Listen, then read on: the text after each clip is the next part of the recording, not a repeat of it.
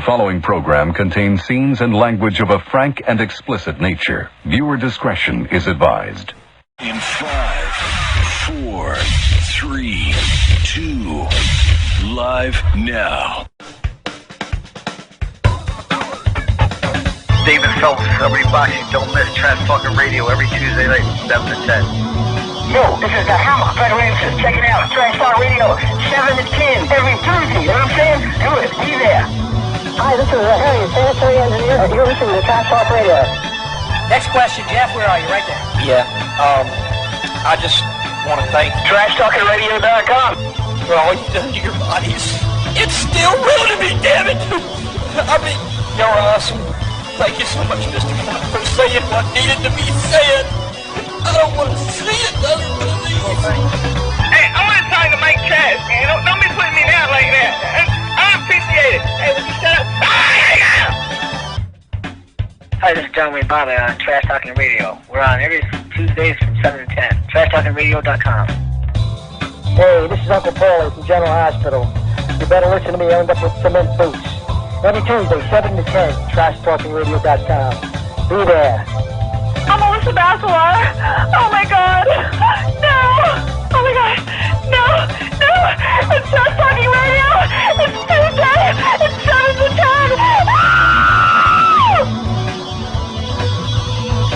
This is the Reverend Bob Levy, and you're listening to Trash Talk Radio. Only here, motherfucker. Hey, this is Billy Mays from the grave, and you're listening to Trash Talking Radio Show on TrashTalkingRadio.com. This is the only radio show that you ever need. You listen in every Tuesday, 7 to 10 p.m. every week. And now, you have instant entertainment. And if there's not enough you act right now, you can listen to the archives for absolutely free. Now, how much would you pay? Call now. Operators are standing by. This is Danny Bonaducci. Nobody trash talks like me. That's why I quit the Partridge Family. A bunch of goofballs dressed up in red velvet suits. How embarrassing. If David Cassidy was there right now, I'd tell him what I think about him. Why? Because you're listening to Trash Talk, 7 to 10 p.m.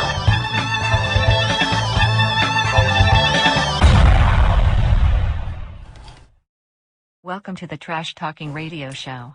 Please take a seat and help yourself to the snacks and beverages. The show will begin in just a few seconds. Are you ready? Are you seated? Please welcome your host. He is the singer/songwriter of the Uncle Sam Band. He is the host with the most, Mr. Tuesday Night, Every Woman's Fantasy. He is the manager of champions, singer of songs, and actor without a script. He will be the first against the wall when the revolution comes. He is a lover of life. He is a Tesla driving, song singing, talk show hosting, son of a gun. Please welcome the vital idol, Classy Mike Trash. That would be me. How you doing, everybody out there? It is another Tuesday night. Huh? It seemed like a week ago. And now we're here again. Yes, we are. And what are we going to do about it? What do you think? I think we're in for a treat. We have a lot of really good articles, a lot of really good things to talk about. And, well, let's see what happens. I mean, the worst we could do is we could be boring. I hate to think that that would be the case, but here we go. I'll be glad when I'm going to set the studio up a little different. As you can see around my shoulders, it's black area, and there's a black area. There's a white area over here somewhere. Here it is. Yeah, it would be right there.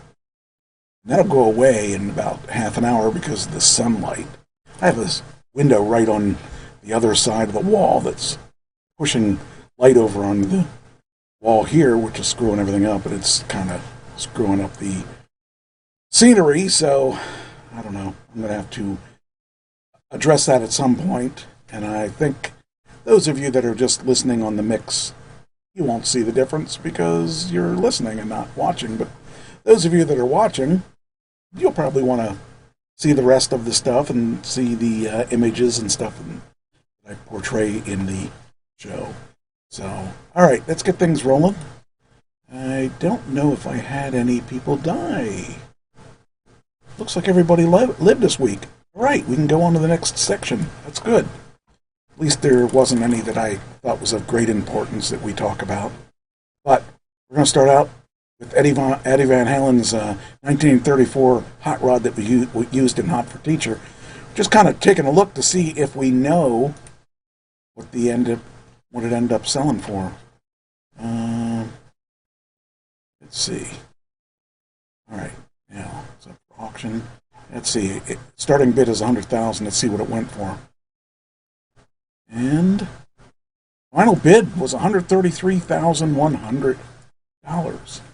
So you could have been the one that got that car, that guitar, autographed by the 4 original members. And I don't know what this other thing. I guess it's an Eddie.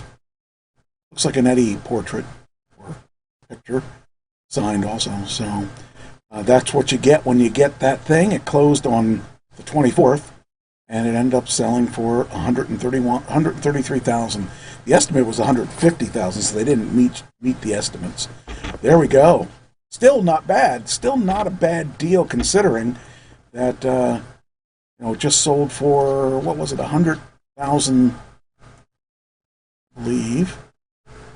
Last person that bought it, yeah. Hold on here. Popped up at 2017. Yeah, and that, the strange part is that his Lamborghini didn't sell, I think, at the auction when they had it up for some reason. Well, because nobody wanted that. They wanted this cool one. So, given a choice between the two, that would be a tough choice. I would have to say I would have to have this one over the Lamborghini because it's just cool. It's just a really cool car and decked out and everything. So anyway, that's the final bid was on that. That is beautiful, beautiful car. And I don't know what a 1934, if it wasn't his car, would go for. But I'll tell you, that's a pretty neat thing. So I forgot to check one thing. I want to see if all the streams are running. Facebook's running. Twitter's should be running. Here. Yep, Twitter's running. Twitter's been a workhorse. It rarely doesn't run. Twitch, yeah, that's running. That's always good. Pop that chat out in case anybody wants to send a message to me. I can see it. Then we got the important one I rarely know whether or not it's going to work or not. No. Oh, I guess I got to refresh that. Yeah, YouTube's working. All right, good. Yeah, but it shows an old. Oh, that's an old stream. That's why. So the new stream shows. Okay, now we see.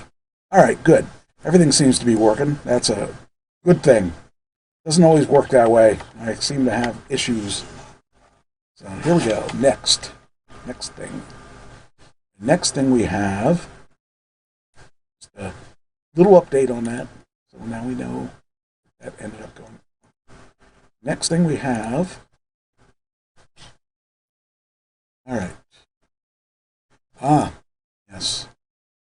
So Bill Maher is known as a comedian that is very Republican, I believe, and kind of mean with his comedy, and it's political comedy. So he decided to mock Caitlyn Jenner because Caitlyn Jenner wants to run for California governor. Hey, why not? Arnold did it. We could have a transgender person do that too. So here we go. According to what I've read, Caitlyn, it's funny thinking about Caitlyn, and this is not a bust on Caitlyn, but Caitlyn is a little bit bigger boned than a lot of women. So that's the only way the actual surgeries that Caitlyn had makes it so that Caitlyn is more feminine than Bruce was. But still a little bit big boned and stuff. But anyway, the real-time host mocked Jenner's intent to run for the California governor, saying she will take the sack out of Sacramento. That's a nice pun on words. I don't know. She's running against the governor, Democratic Governor Gavin Newsom, who has had a lot of issues in the past, especially the past year with the COVID, because he made a lot of people close their businesses and couldn't come up with a reasonable way. And I should say a lot of that had to do with the fact that the people wouldn't cooperate, so you had to get a little rougher than you probably would have to on a normal case. But, yeah, I just found that kind of interesting that he would take the stance of busting on Caitlyn. Let's see here. Hey, how you doing? I won? What did I win? Darker curtains. You won. LOL. What curtains are darker? I don't know what you're talking about. Anyway, so as it turns out, so Caitlyn decides she's gonna run for governor against Newsom, and of course the slogan "Take the sack out of Sacramento." It's kind of a stupid thing, but you know he's that's his job. He's supposed to be funny and supposed to make fun of things like anything he can. And I like his stuff sometimes, but sometimes he's over the edge. And I personally, if that's the best he can do with Caitlyn, I don't know. I guess some people probably thought it was funny. I think it's kind of weird. But, yeah, anyway. Wasn't always sure about the man-woman thing, but the low capital gain taxes, born that way. He continued, and a lot of people, of course, are saying, isn't it strange for a trans woman to be in a party that's passing anti-trans laws all over the country? That's true. For Caitlyn Jenner to be a Republican, that's a little against what Republicans have promised. I mean, in the beginning, Trump had talked about allowing transgender people to, use his bathrooms, the female bathrooms in his buildings. Then after he became president, he decided that trans people couldn't be in our armed forces, which is kind of weird. I think anybody that wants to fight for the country should be free to fight for the country. That's all I've got to say.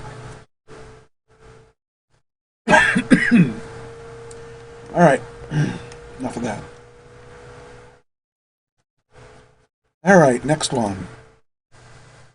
I got this cough that's going to come through. I'm going to mute my mic for a second.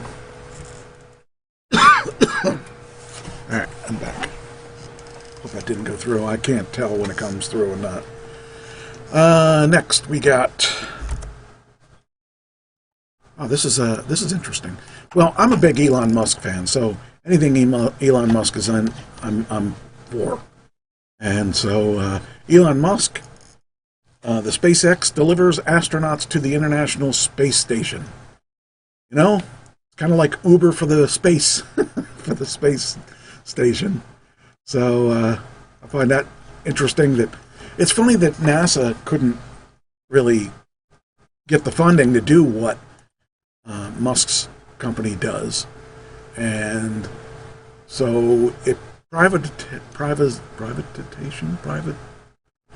making the space program private was a good thing because it allowed us to do a whole lot more and not have to worry about tax dollars paying for it.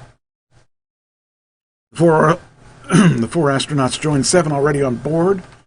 4 astronauts have successfully reached the International Space Station after launching into the final frontier by Friday morning.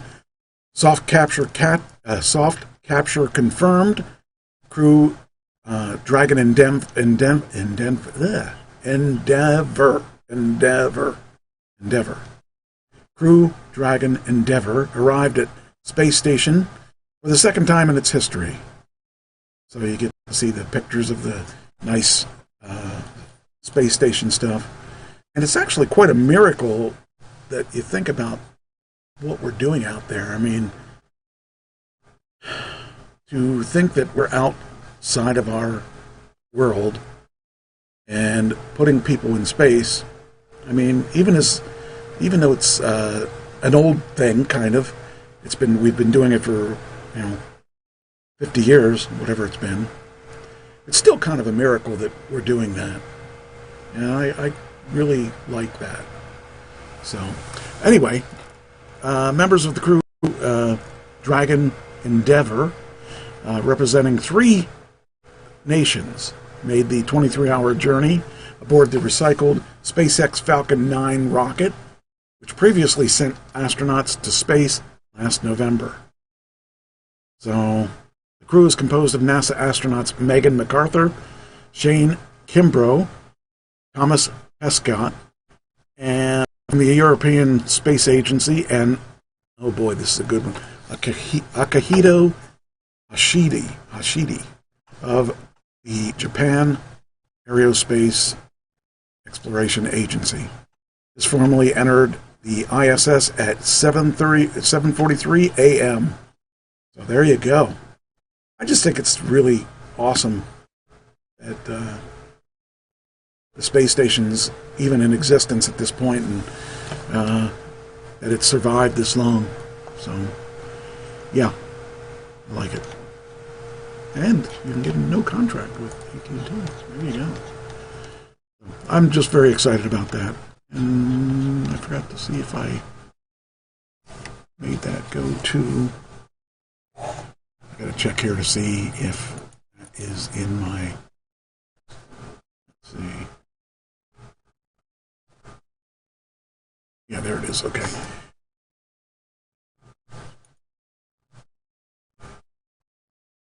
All right.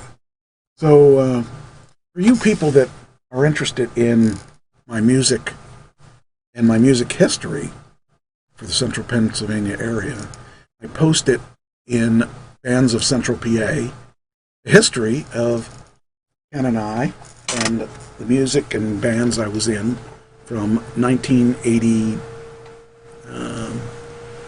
I think I made a mistake. I think I said 82, but I think it was 81. It might be 82.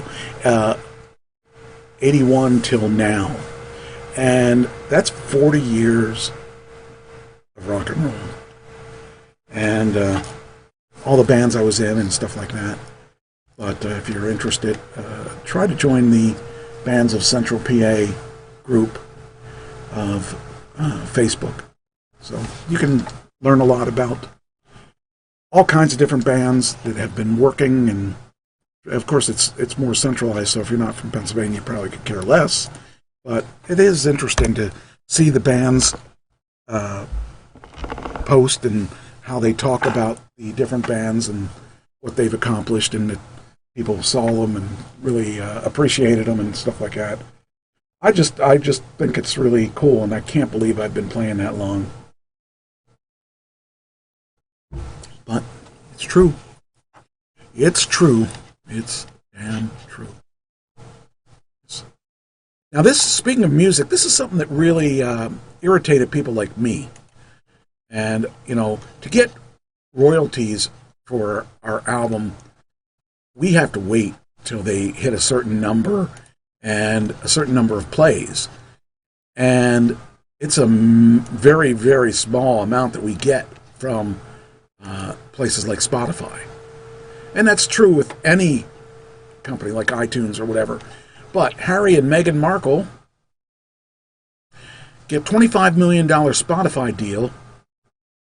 And it says here, a kick in the teeth to musicians. And I agree with that. I am not happy about this.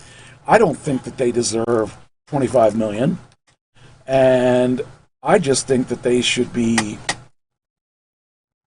kicked out of our country in my eyes, but I guess they aren't in our country, are they? I don't know where they're at. I think they should be kicked off the planet. They should be sent to the space station. They don't need our money. people like me, people like, actually, I'll even exclude myself. People like many other musicians that have been out there forever trying to make a living. I'm not trying to make a living off my money anymore, but I'll take the money I can get off of it.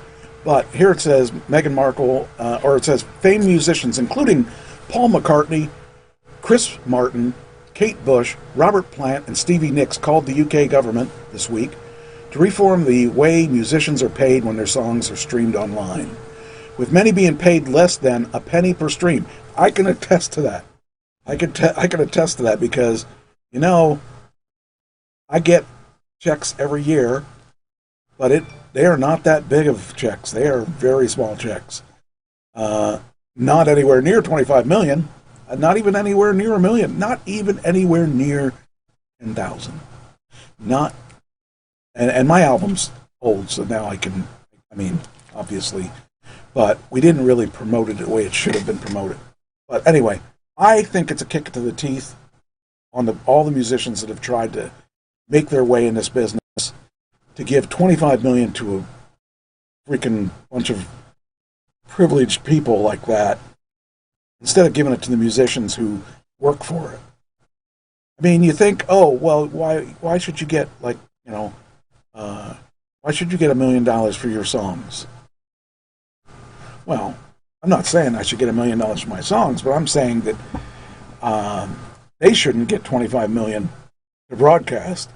I'm saying that the amount, to do a broadcast here, I spend, for this 3-hour show, I spend more or less, I probably spend 10 hours preparing for this 3-hour show. That's true. It's really true. So when you say,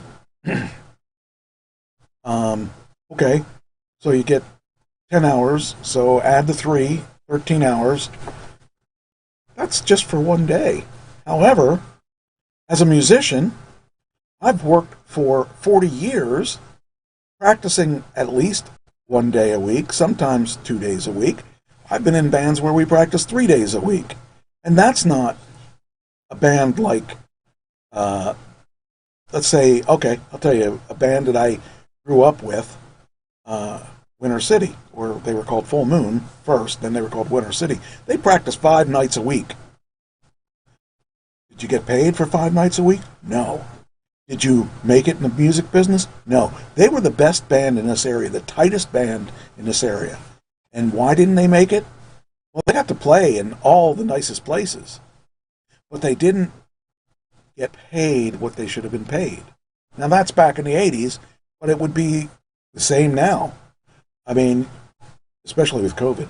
But, they are really working hard at their art, at their job, because that's all they did. They didn't have a job for a living. They played for a living. Now, some people say, well, they got to live the dream. Well, the dream is not as much of a dream as you think, because when you spend hours and hours and hours and hours, countless hours practicing, and you go out and do a 2 to 4 hour show, you don't really recover what you spent hours and hours working on. So, Meghan Markle and Harry, they don't need to take our money because, hey, they are privileged. If you were to give them money, give them $70,000 a year. That's what some of the DJs make. That's more than a lot of the DJs make, but that's some of the DJs make that. That would be a fair deal if they want to do that. It's just sucky.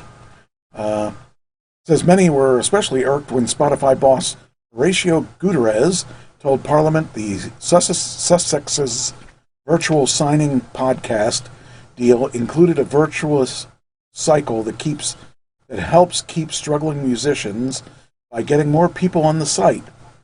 But I'm a struggling musician, and I'll tell you, I don't make a lot of money off of Spotify. I've been writing songs since I was 12, says this singer-songwriter Callum Gardner.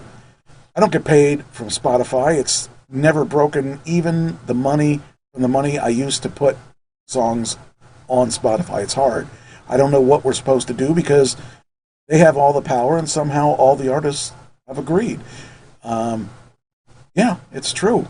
And another musician, Harrison Rice, said the Spotify deal with Prince and his woke wife is an unethical kick in the teeth. Rice, who headlines gigs and had his music play on BBC, told the paper, "I believe Spotify has done the unethical. We are being paid less than half a cent per stream, and they're able to pay out what is probably a multi-million-dollar deal to Harry and Meghan." It's reality.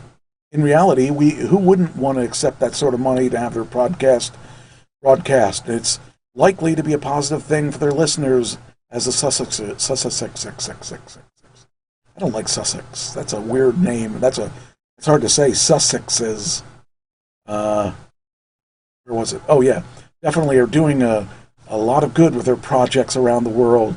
But this year has been the most difficult one for musicians, where many have had a majority of their income lost, so I feel this is a kick in the teeth. Musicians Union Deputy General Naomi Pohl said, "Most streaming benefits large corporations like major labels out of the expensive artists making a decent living. Times come to change." So I just think it sucks on so many levels because there are a lot of musicians that make this world go round, and we just don't get paid a lot. So that's what I'll say. That's all I will say about that at this point. So anyway. All right.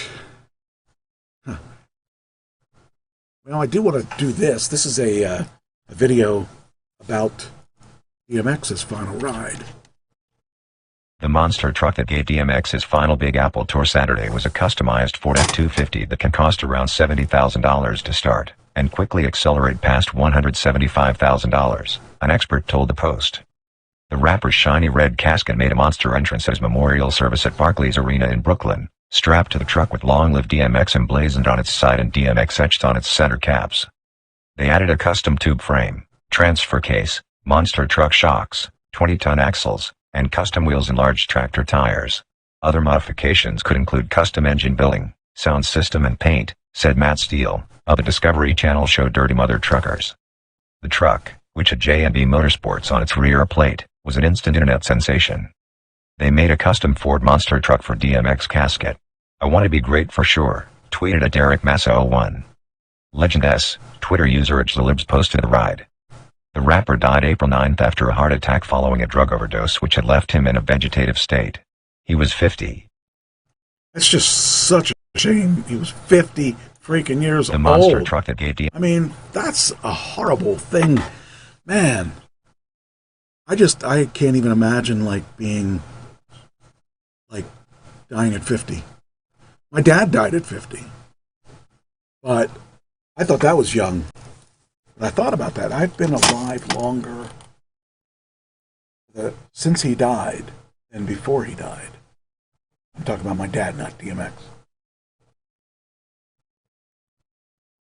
It's weird to think about. All right, so if you wanted to see this video again, I can do that. So, well, nope, that didn't do it. I can't remember how to do this. This, hit this, hit this. There we go. And this, do this, and boom, there it is.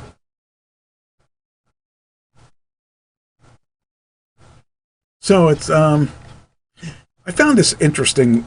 Now, I was not one of the kids brought up on Sesame Street. In fact, my parents discouraged me from watching Sesame Street. And I found this interesting, how a gang of rebels and civil rights activists created Sesame Street. Now, I would have never thought about that until I read this article. You would think that, Sesame Street was created by educational people, but it really was not. The revolution will be televised on a kids show, no less, according to a new documentary, Street Gang: How We Got to Sesame Street, in select theaters nationwide on Friday, inspired by a Michael Davis book. Explores how a team of rebels had a wild idea to educate kids through the democratizing medium of TV, and create a world inspired by civil rights movement that still resonates nearly 52 years later. It was a ripple effect, pulling people in until they got a dream of individuals who used the power of television and creativity and really purposeful intention to do something that had never been done before. We still have a show that pushes the boundaries and continues to experiment and try new things, be socially relevant. Children's television workshop, known as Sesame Workshop, organization debuted in Sesame Street in 1969. It was co-founded by the Carnegie Foundation psychologist Lloyd Morissette and television producer Joan Gance Cooney, now both 91. They're 91. That's freaking crazy. That means they were in their 50s, right? No. It means they were, in their 40s when they started that show. At a time of greater racial and social economic divisions in the late 60s, and the two set their focus on disadvantaged children, primarily inner-city black children. We found that those children would enter school 3 months behind, and by the end of the first grade, be a year behind, and get further behind and further behind, said Morissette in the film, which will be released on Video by Demand on May 7th, and then HBO in December. And I wondered whether there was a possibility that television could be used to help these children with school.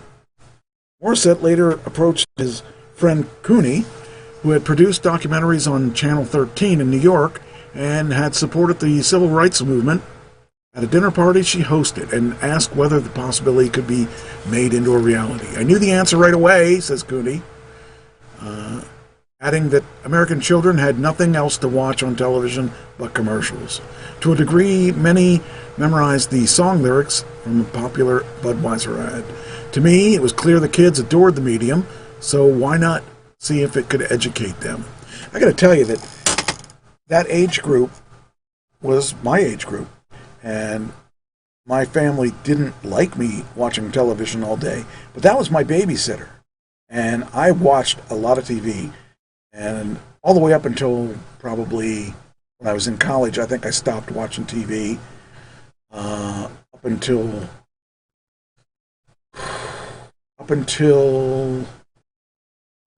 well, actually, I started watching TV again when I got a job selling satellite television. And then, of course, that was really what my job was. Then I didn't watch a lot of TV for the next couple of years.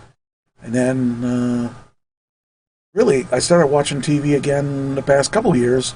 And the rest is history. So, I knew the answer right away, said Clooney, but adding the American children had nothing else to watch televisions. To me, kids, okay. So what followed was the Carnegie Foundation found that children between the ages of 3 and 5 watched 54 hours per week of television. Only the hours they slept exceeded that total. That's a lot of television. 54 hours, that's like not going to work and just sitting there and watching television. That's what I do now. Hold on, I might be one of those kids. In 1968, the initial budget of $8 million, which would be like $60 million today, the bulk of which came from the federal government for about $130 hours of television per year. There was a need for a staff, and Cooney tapped John Stone, who died in 1997 at the age of 64, to be the director, producer, and head writer. Not only was he credited for developing the style and vision of Sesame Street and enlisting the help of Muppets creator John Henson, but also identified with Cooney's values. I think what drew Dad in was had to do with her political view. What drew Dad in really had to do with her political vision. Okay, and I think what she started talking about inner city children and the amount of time that children were spending watching bad television had nothing to do with the parents are working. That's what pulled them in. Well, yeah, that would be it.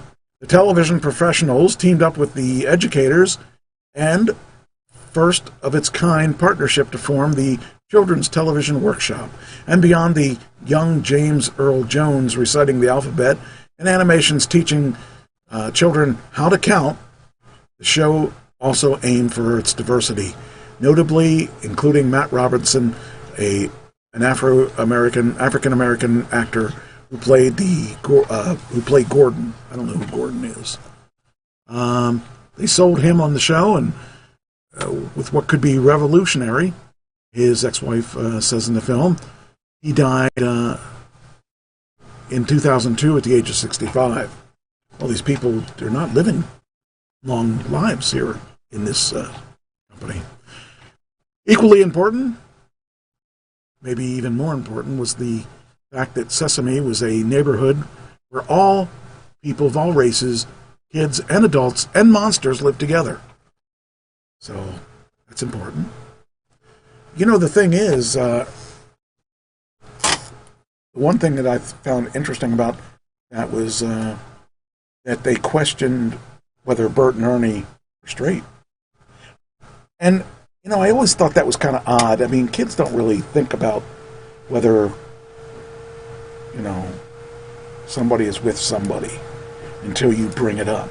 But it's really not important to me whether a character, Bert or Ernie, or straight or gay. To me, that's kind of immaterial, and it's kind of weird that people would think about that. But, you know, adults think like adults, but children still think like children. And we don't want them to think like adults. We want them to think like children. Anyway, Stone's vision was to present an integrated cast without any specific overtures to the viewer. We've never beaten that horse to death by talking about it. We simply show it. Later in 1971, Sonia Manzano, a Puerto Rican, and the Mexican-American Emilio Delgado joined the cast to play Maria and Louis. There were, however, divisions on how to approach diversity when it came to the puppets. And in 1970, Robinson advocated to have Sesame Street introduce Roosevelt Franklin, a purple-colored puppet whom he created to represent a black child. I think Matt created Roosevelt Franklin because he was tired of pretending that everyone blended together. Okay?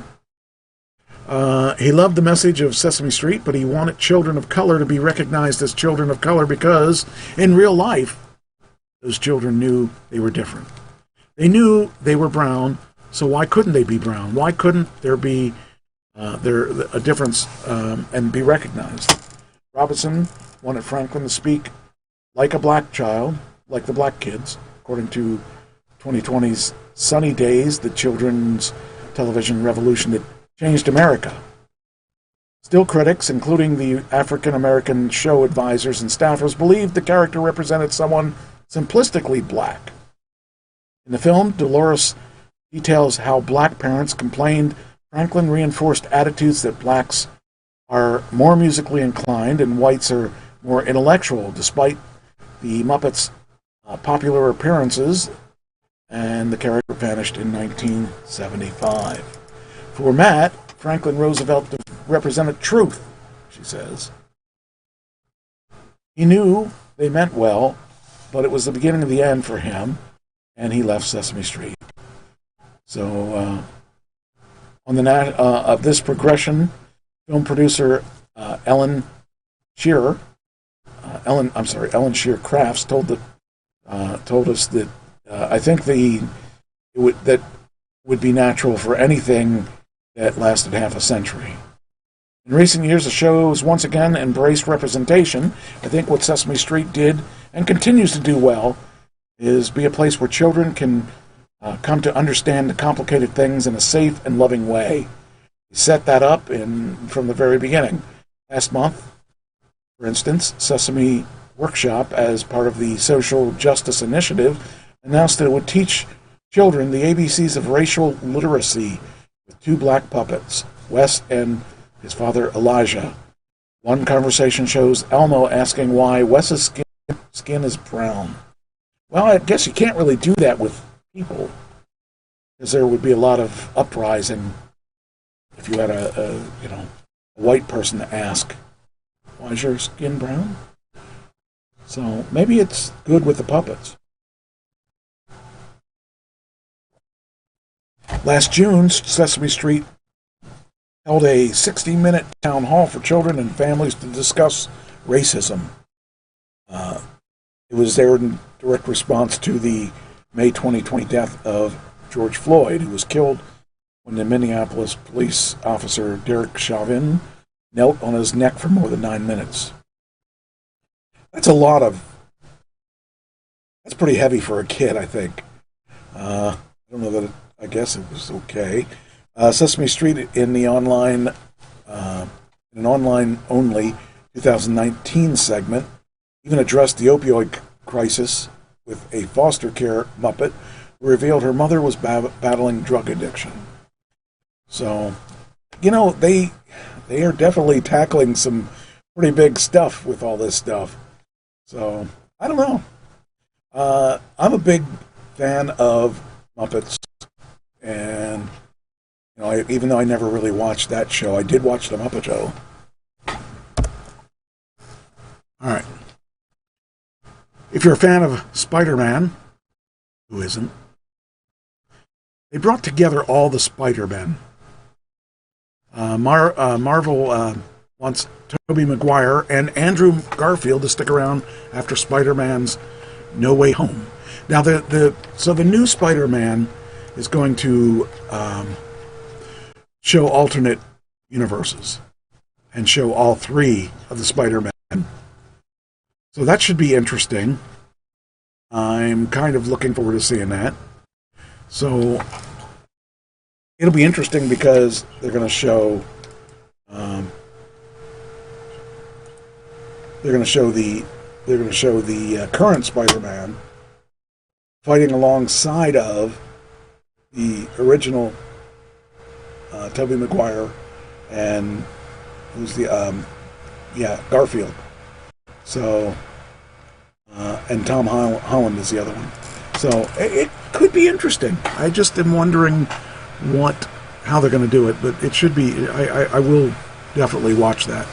It says Marvel and Sony may let the cat out of the bag and confirm that once and for all, that Tobey Maguire and Andrew Garfield will be returning to Spider-Man No Way Home, because nobody's that's been following the ins and outs of the production is going to be surprised when the big reveal inevitably happens. What we do know is that the web slinger will be taking a brief hiatus from our screens following the release of Tom Holland's 3rd solo outing, after the actor confirmed his contract expires when he wraps up the No Way Home promotional circuit. And he's planning to take a well-deserved break from acting and go do sort of activities guys of his age tend to do in their mid-20s without having to worry about potentially affecting the schedules of $200 million blockbusters or avoiding insurance claims via injury. So it'll be interesting to see all 3 of these guys on the same movie. I mean, they're doing the same thing with Batman. They're going to have, I believe, the new Batman, which is Robert Pattinson. They're going to have Ben Affleck. And they're going to have, I believe, Michael Keaton. So, and they're going to do the 3-universe thing. Actually, they're doing that in this movie, if I'm not mistaken. Might be wrong about that. Trying to see if it says. I believe that's what it. I believe that is it, though. Hold on. Let's find out.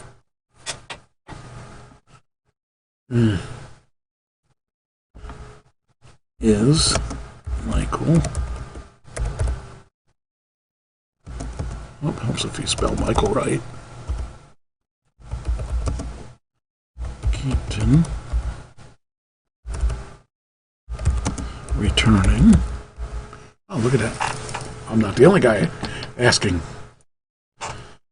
And the answer is... Oh, it's in the Flash. Okay, I got that wrong. It's in the Flash. So those three are going to be in the... It's going to be... I'm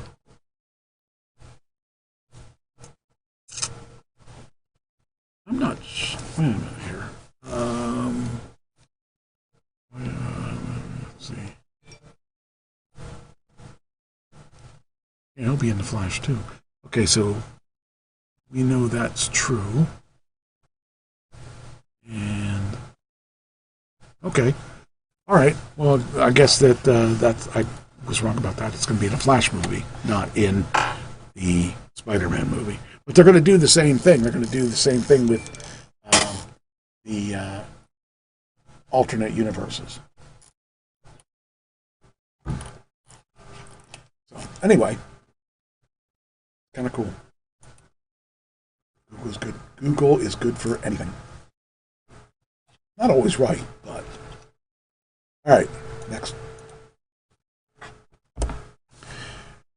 James Gunn trolls John Cena on his birthday by making him eat empanadas. You can't even tell necessarily that that's eaten. That's Cena. Okay, why won't it let me? All right, it's not letting me. All right, let me see. I guess I'm going to do it the old-fashioned way. Won't let me do the... Is there another one down there? Oh. It says here, Cena's actually picking up some steam. I'm really glad his thing's taken off. So he seems to be, getting some parts and stuff like that. This Peacemaker is going to be pretty cool. The Peacemaker is definitely going to get some steam and allow him to do more, because he's going to not only be in his own in the what is it, the I can't think of the name of the movie. Oh, Suicide Squad. There it is. It says here, James Gunn trolls Suicide Squad's John Cena on his birthday by making him eat more empanadas.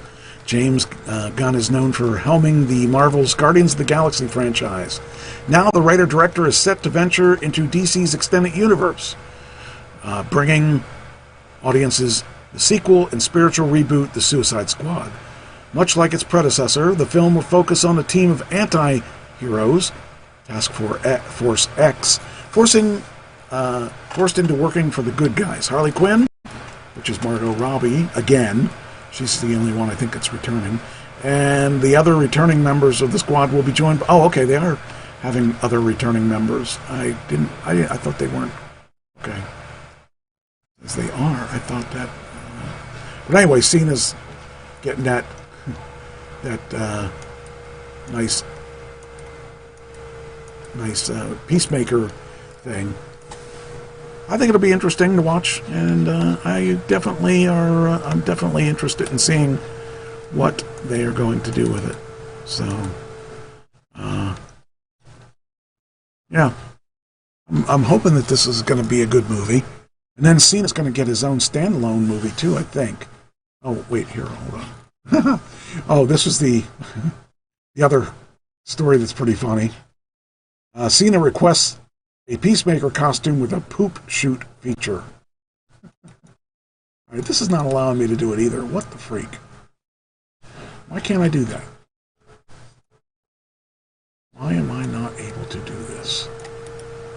Am I going to be going through the whole night like this? Or I have to paste them in by hand? Hope not. Let's see if I can do it or not.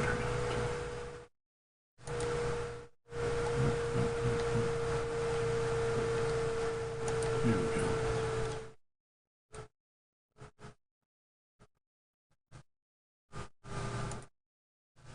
That didn't work, did it? I did it. I screwed it up. Huh. I think I was new at this. All right. Hey, there's somebody. Oh. Okay. Nice of them to put in their 2 cents worth. All right, there we go. Anyway, so Cena requests a poop shoot for his costume. Pretty funny. Since John Cena started promoting HBO's upcoming series Peacemaker, the WWE champion turned action star has opted to show up to television interviews in his Peacemaker outfit. What started out as a joke for Cena quickly became a preference, with the director James Gunn confirming Cena even took the uniform home just to nap in it. For his birthday, Cena made a special request to Gunn and the Peacemaker team on Twitter, asking for a poop shoot to his Peacemaker outfit. That's pretty funny. They say timing's everything, and seeing as I may have borrowed a few Peacemaker costumes, we can now wardrobe a few new ones into a bigger size. Oh, and please recommend they install an empanada poop chute. So, the F9 star. Oh yeah, F9. He's in F9 too. I forgot about that. That's good. I like that.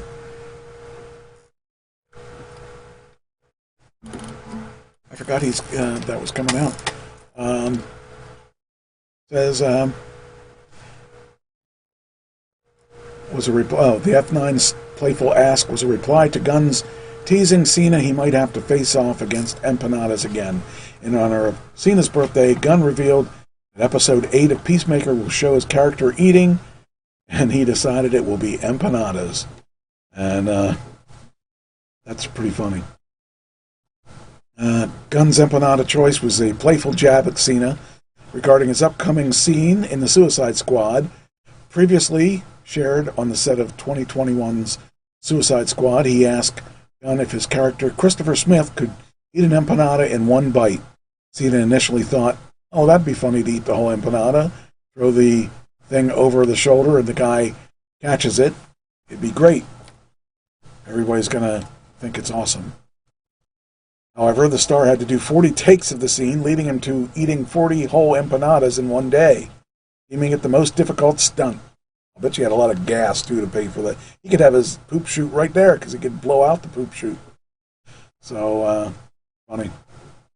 Anyway, it says Peacemaker expands upon the world that Gunn created for the upcoming DC Extended University film, the Suicide Squad. The plot of the 8-episode HBO Max series is being kept secret.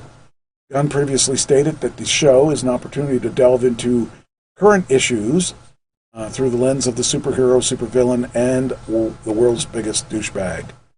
And written and produced by James Gunn, it stars John Cena, Steve Agee, Danielle Brooks, Robert Patrick, Jennifer Holland, Chris Conrad, Chukwudi Iwuji, couldn't even say that a couple times, Lachlan Monroe, Annie Chang, Christopher Heyerdahl. The 8-episode series will arrive on HBO Max January of 2020. That's cool. I definitely am looking forward to that. Oh, I could have probably used this. Oh, why isn't it working? I have to tweet some Twitters and who cares? All right, that's the end of that one. All right. This one here I just finished before the show started. So I don't know how it's going to look, but we'll give it a shot. So if you're ready, so am I. Here we go. When buying a home, there are many things to consider. Location, price, neighbors. Maybe park place or boardwalk. How about free parking? Here is what happened when this couple bought their place. Did they collect $200 or go to jail?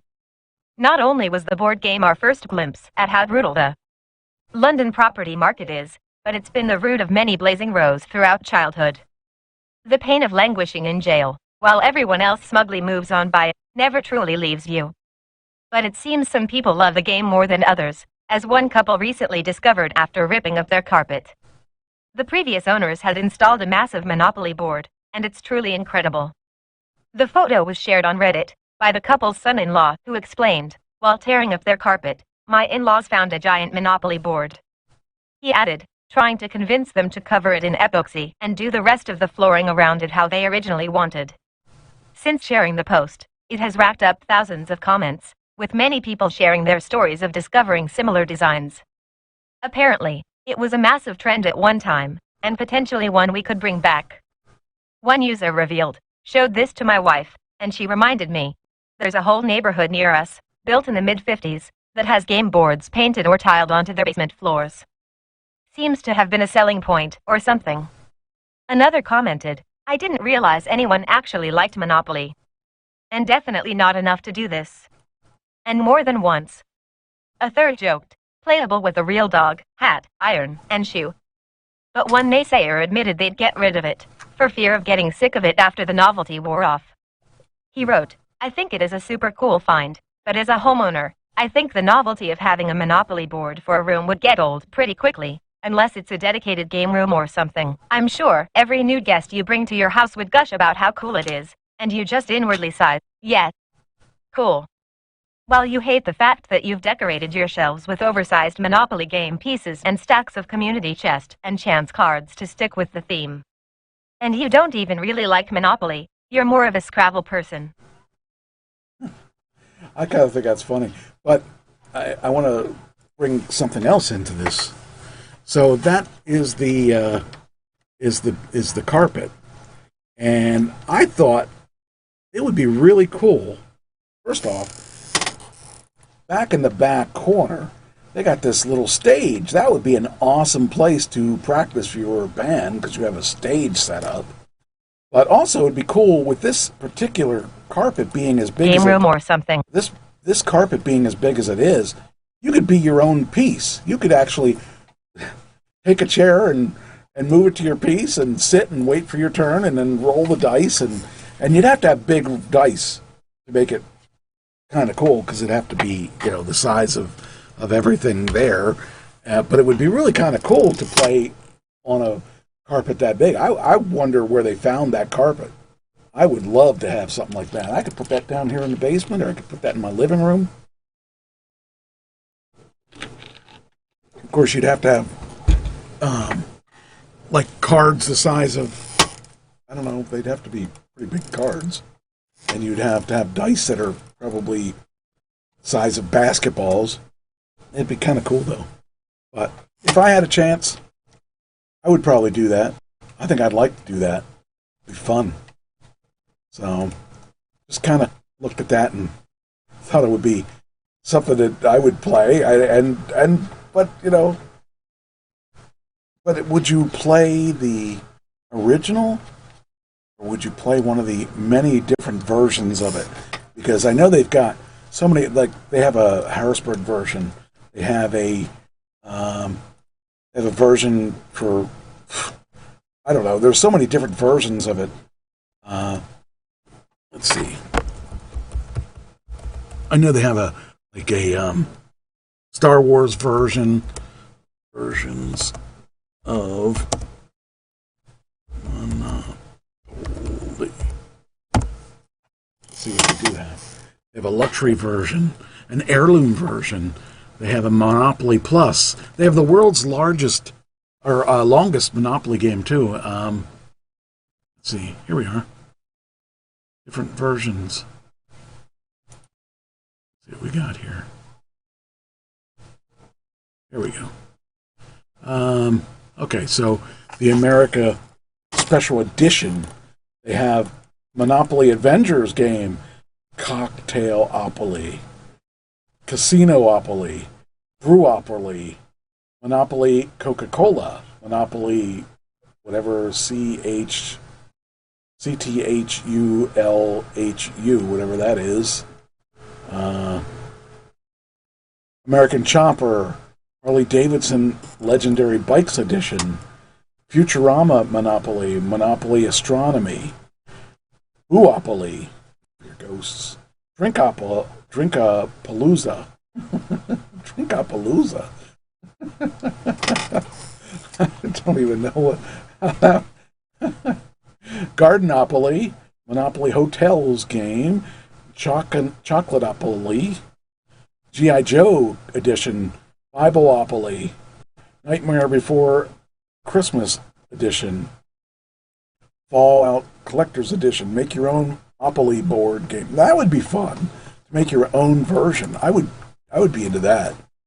Monopoly Empire game, Marvel Comics Edition, Bass Fishing Lakes Edition, Monopoly The Office, Grateful Deadopoly, Teenage Mutant Ninja Collectors, Piratopoly, Transformers, Monopoly Nintendo, Super Mario Brothers Collector's Edition, The Legend of Zelda's Collector's Edition, Pokemon Kanto Edition, Despicable Me Edition, Oceanopoly, Sexopoly. Ooh, that would be fun. Sexopoly is a board game, strategy and luck to be played by couples, friends, and very good friends who enjoy intimate and sexy games, and the chance to lose those inhibitions as well as clothes, depending on your business brain and the turn of the dice. You will see if you're destined to be an adult business empire or not. The aim is to build up your sexy new businesses and keep them. Sexopoly may be played with your partner as a team or with friends and very good friends, leaving all players to admire your business acumen. And I would actually play that, I think. Triple Xopoly, adult board game. Photoopoly, You Build Monopoly.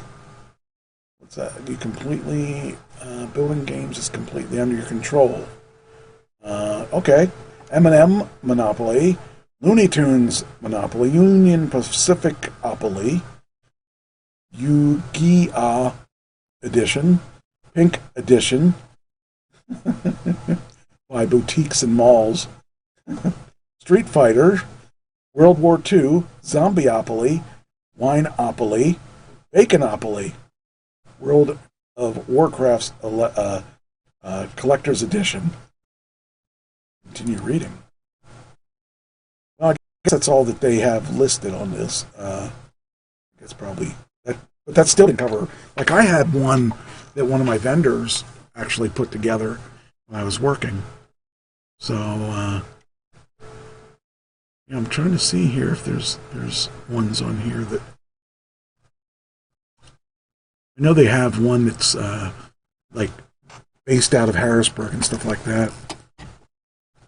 So, but it's kind of an interesting thing if you're into, you know, games like that. You it's funny all the versions they have of that game. I think it's awesome.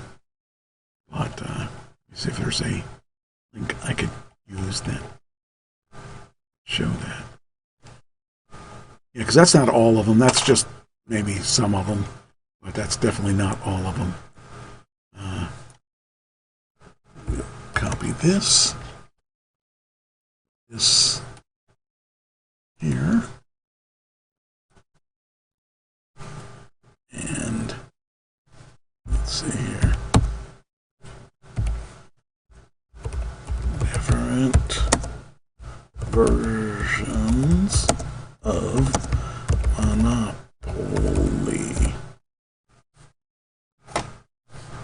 Yeah, kind of cool. So now you can go see that at your leisure, if you have leisure. Paste.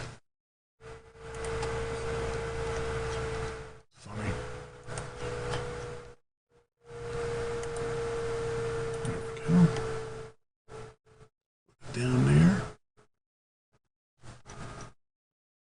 go. All right. Now, what do we got next?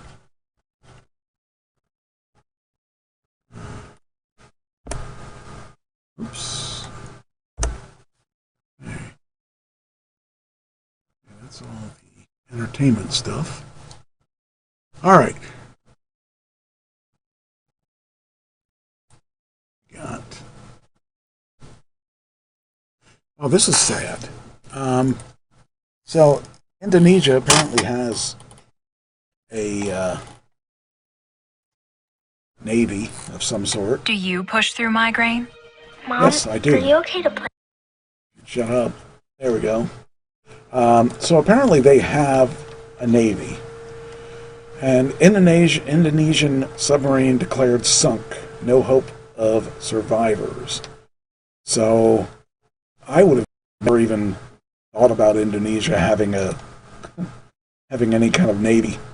And maybe they should think of not having one as well, because this submarine sunk, had 53 people on board, and they died of no oxygen, probably. They couldn't find it. They don't know what's going on. Indonesia's Navy declared Saturday that missing submarine was most likely sunk with no hope of finding survivors. After rescuers discovered several items believed to be from the vessel. With authentic evidence, we believe from the submarine, we now have moved the submarine submissed to sub-sunk. The items included parts of the torpedo straightener, a grease bottle believed to be used to oil the periscope, and prayer rugs from submarine. Officials say the oxygen supply for its 53 crew ran out early Saturday.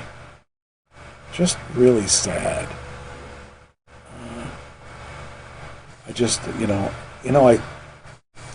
I think about ways of dying, and I would think that suffocation would be one of the worst ways. You don't die right away. And what a slow death. What a way to go. Just really sad. But what do you do about it? I mean, I don't know. It says here the search focused on the area where the oil slick was discovered after the disappearance, and the oil could have spilled from the crack in the vessel's fuel tank, or the crew could have released the fuel to reduce the submarine's weight in order to surface. I just wonder, how... Okay, here it is. There was concern that the sub may have sunk too deep to reach or recover in time. I just wonder, oh, here it is. I don't know. The cause of the disappearance is still uncertain. The Navy has said an electrical failure may have left the submarine unable to execute emergency procedures to resurface. The German-built diesel-powered... Where'd it go? Oh, there it is. Diesel-powered has been in service since 1981 and was carrying 49 crew members and 3 gunners, as well as its commander. Just a shame. But what can you do? Those people, when you sign up for something like that, you never know. And you could end up going out like they did. It's very sad.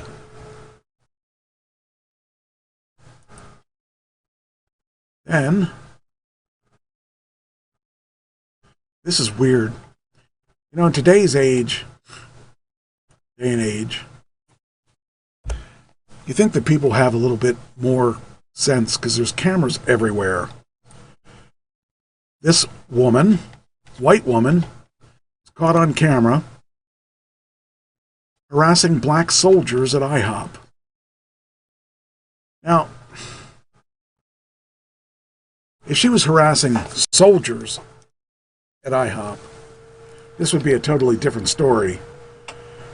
But she's harassing black soldiers. So that meant she's a racist. So, it says here, the disturbing video captures a woman flipping out on a group of black soldiers at a Virginia IHOP. After she offered to help pay for the meal, but then accused them of stealing her money. One of the soldiers from Fort Belvoir, who ate at the nearby pancake joint, recorded the incident and posted it on TikTok. Fort Belvoir spokesman Joe Richard told the Army Times that the unidentified woman put $30 on the group's table to pay for the meal, which is not uncommon when people meet military personnel. He said it's a gesture as a way to thank them for their service. Okay, that sounds easy enough. But before the woman left the restaurant, she suddenly took $24 back and left just $6 on the table.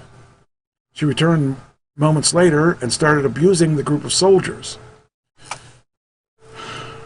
She became antagonistic, claiming the soldiers had taken her money and directed racially charged language at the soldiers. You guys are S-bags.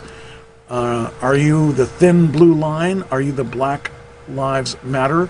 Are you Antifa? The woman proceeds to sit down at a booth and block one of the soldiers from moving, and the soldiers ask her to leave them alone before another patron, a non-uniformed man, identified as a retired airman, steps in and tells her to leave the restaurant. Is this your restaurant, mother effer?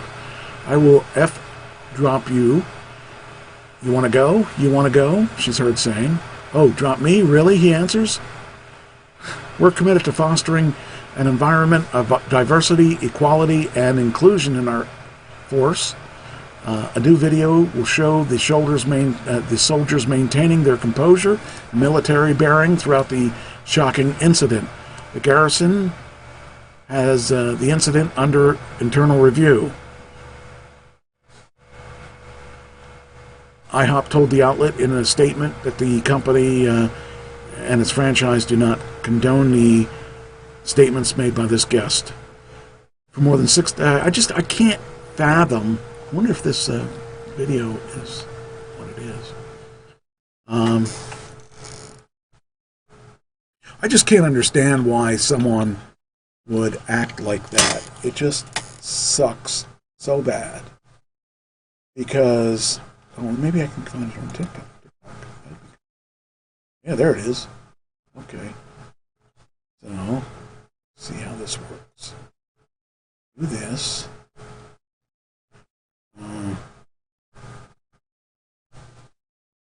Part 2. Like that.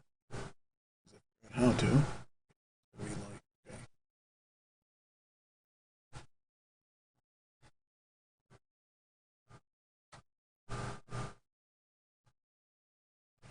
okay. Anyway, let's see here. What we got. Cash from my wallet because you guys have Ma'am, please walk away. Please. No. Ma'am, can you please leave? Because? Can you just please leave? We're leaving. Can you excuse? I'm trying to get out. You need to find another place to be away from you. Can you please leave? I can't even fathom what that woman is doing. I mean, it makes no sense to me at all. Why she would no, because you're making a problem, ma'am. You need to leave us. You need to leave us. Ma'am, you need to leave us. Thank you, sir. Can you please leave? Is there a cop or somebody around here? There's a cop here. They need to get her out of here. You need to call the cops because this is not. This is unbelievable. I can't even understand why she would cause this kind of problem. What? I mean, see, I don't understand because I believe that if you don't like someone, you let them alone. You don't bother them. You don't cause more problems. Are you the thin blue line? I get confused. But this person obviously was looking for a fight. And, she was looking to make them look bad. And really kind of sad because there's too many things going on in this world to worry about what somebody's thinking like that. So I don't know. Are you BLM? Leave him alone. Are you Antifa? Are you BLM? You need to be quiet and walk. Just so you know, I came back in to give her the rest of the cash from my wallet because you guys have this. Ma'am, please walk away. Please. No. Just so you know, I came back in to give her the rest of the cash from my wallet because you guys have this. Ma'am, please walk away. Please. No. Ma'am, can you please leave? Because? Can you just please leave? We're leaving. Can you excuse? I'm trying to get out. You need to find another place to be away from me. Can you please leave? Are you a restaurant? No, but So you're Ma'am? you're making a problem. Ma'am. You need to leave us. You need to leave us. Ma'am, You need to leave us. Thank you, sir. Can you please leave? Is there a cop or somebody around here? There's a cop here. They need to get her out of here. You need to call the cops there and realize this is not. This is what I asked you not to do. Let's go. Are you the thin blue line? I get confused. Are you BLM? Leave him alone. Are you Antifa? Are you BLM? You need to be quiet and walk. Just so you know, I came back in to give her the rest of the cash from my wallet because you guys have this. Ma'am, please walk away. Please. No. Ma'am, can you please leave? Because? Can you just please leave? We're leaving. Can you excuse? I'm trying to get out. Okay, I liked it. Where's the other? Can you please leave? Where's the other version of it? I saw the one. Where's the other one? There's the one. There's part 2. Okay. Bye, motherfucker. I will fucking drop you. Oh, drop me, really? You want to go? You want to go? You want to go? This lady is coming over here yelling and screaming. That's what these guys. Bye, motherfucker. I will fucking drop you. Oh, drop me, really? You want to go? You want to go? You want to go? This lady is coming over here yelling and screaming. That's what these guys. Bye, motherfucker. Jeez, unbelievable. Some people just, I just don't get it. I just do not get it.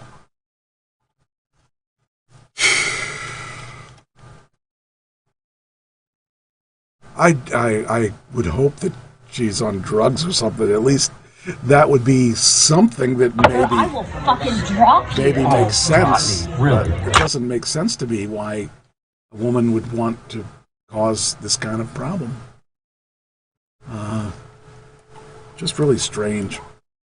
Some people just, I can't even understand why she would put money there and then come back and then, complain about them. Because she, I just don't get it. I just don't get it. Part 2. Just in case. Part 2.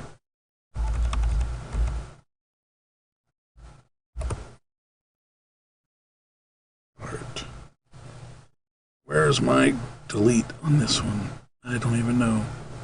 Oh, there it is. Part 2. And we'll slide this over here.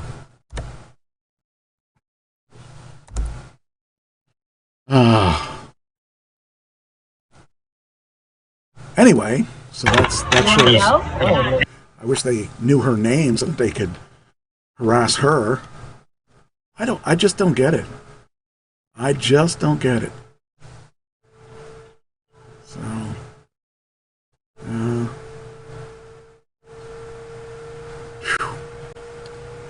anyway,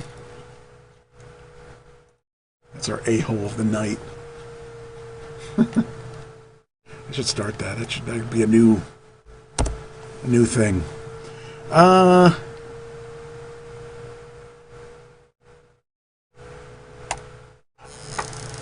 This is a strange one too.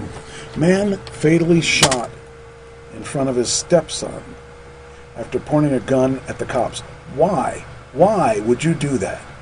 Why would you ever point your gun at the cops? It doesn't make sense. It makes total nonsense to me. Why anybody would do that? You know, I wouldn't wave a gun at a cop at any point, whether my son was there or not. I don't know if I'm going to get anything out of this. Let me see. I wonder if I can. Just want to be able to stop the noise if it does a commercial. See if it does it or not. Okay. What are you doing here? Where's your dad? My dad just nowhere. I'm assuming he's going to go get a car. That's all. Now, one thing I will tell you is that the dad was stealing a car. But still, you know, you're not going to win. It just doesn't make sense why you would do that. In front, like, the son knows he's stealing a car. Says here, cops in California fatally shot a man who pointed a loaded gun at them in front of his terrified 7-year-old stepson, who repeatedly said, "He's my dad." Where's your dad at? He switched around my corner and then he just go on the corner. That's it. Hold on. Hey! He's my dad! He's my dad! Drop the gun! Military back, shots fired, shots fired. Hold on. Hey! He's my dad! He's my dad! Drop the gun! Military back, shots fired, shots fired.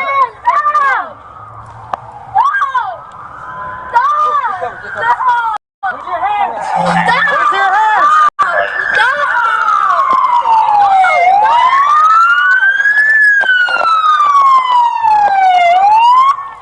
That was it. Jeez.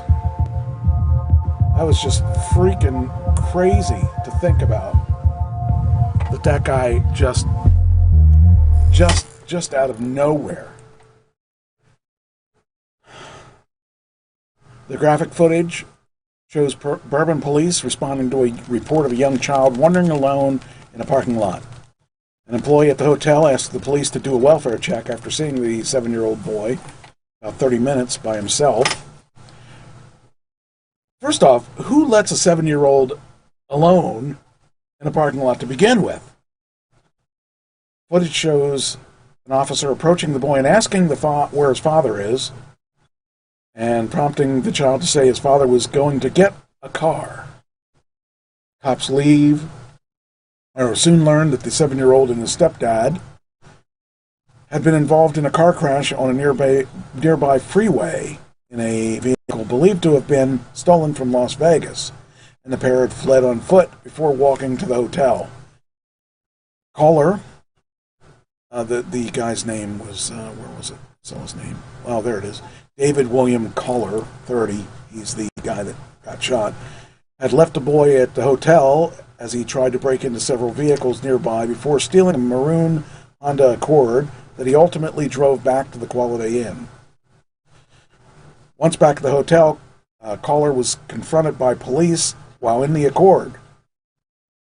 He aimed the 9mm handgun at the police as an officer yells, "Drop the gun." Caller's stepson frantically screams, "He's my dad, he's my dad," right before the gunfire. Green says in a statement that one of the officers pointed his duty weapon at the suspect and fired 3 times. Caller was pronounced dead at the hospital. His son was unharmed and taken into protective custody. That's got to be, wow, that's got to be freaking hard to... I don't even know what I would do if...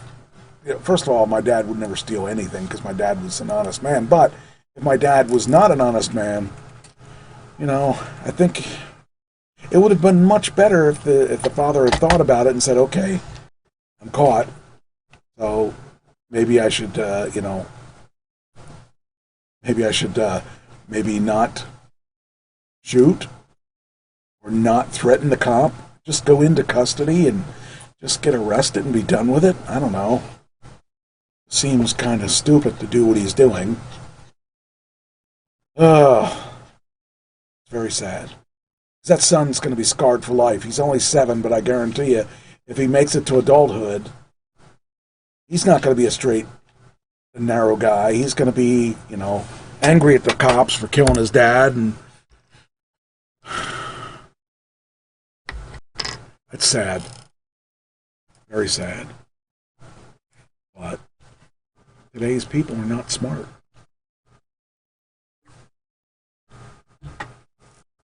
Just really stupid. All right. This is a weird story of the night. As many were. So there's gender reveal parties that people are doing all the time now, where you can have a cake, or you can have balloons, or you can have, explosions. I swear, this world's really getting weirder by the day. So here's what happened. Gender reveal party reveals earth-shaking explosion. Let me see if this one works. We'll try to play this. Neighborhoods in several southern New Hampshire towns were rocked by a mysterious explosion last night. Apparently, the blast was a gender reveal using an explosive.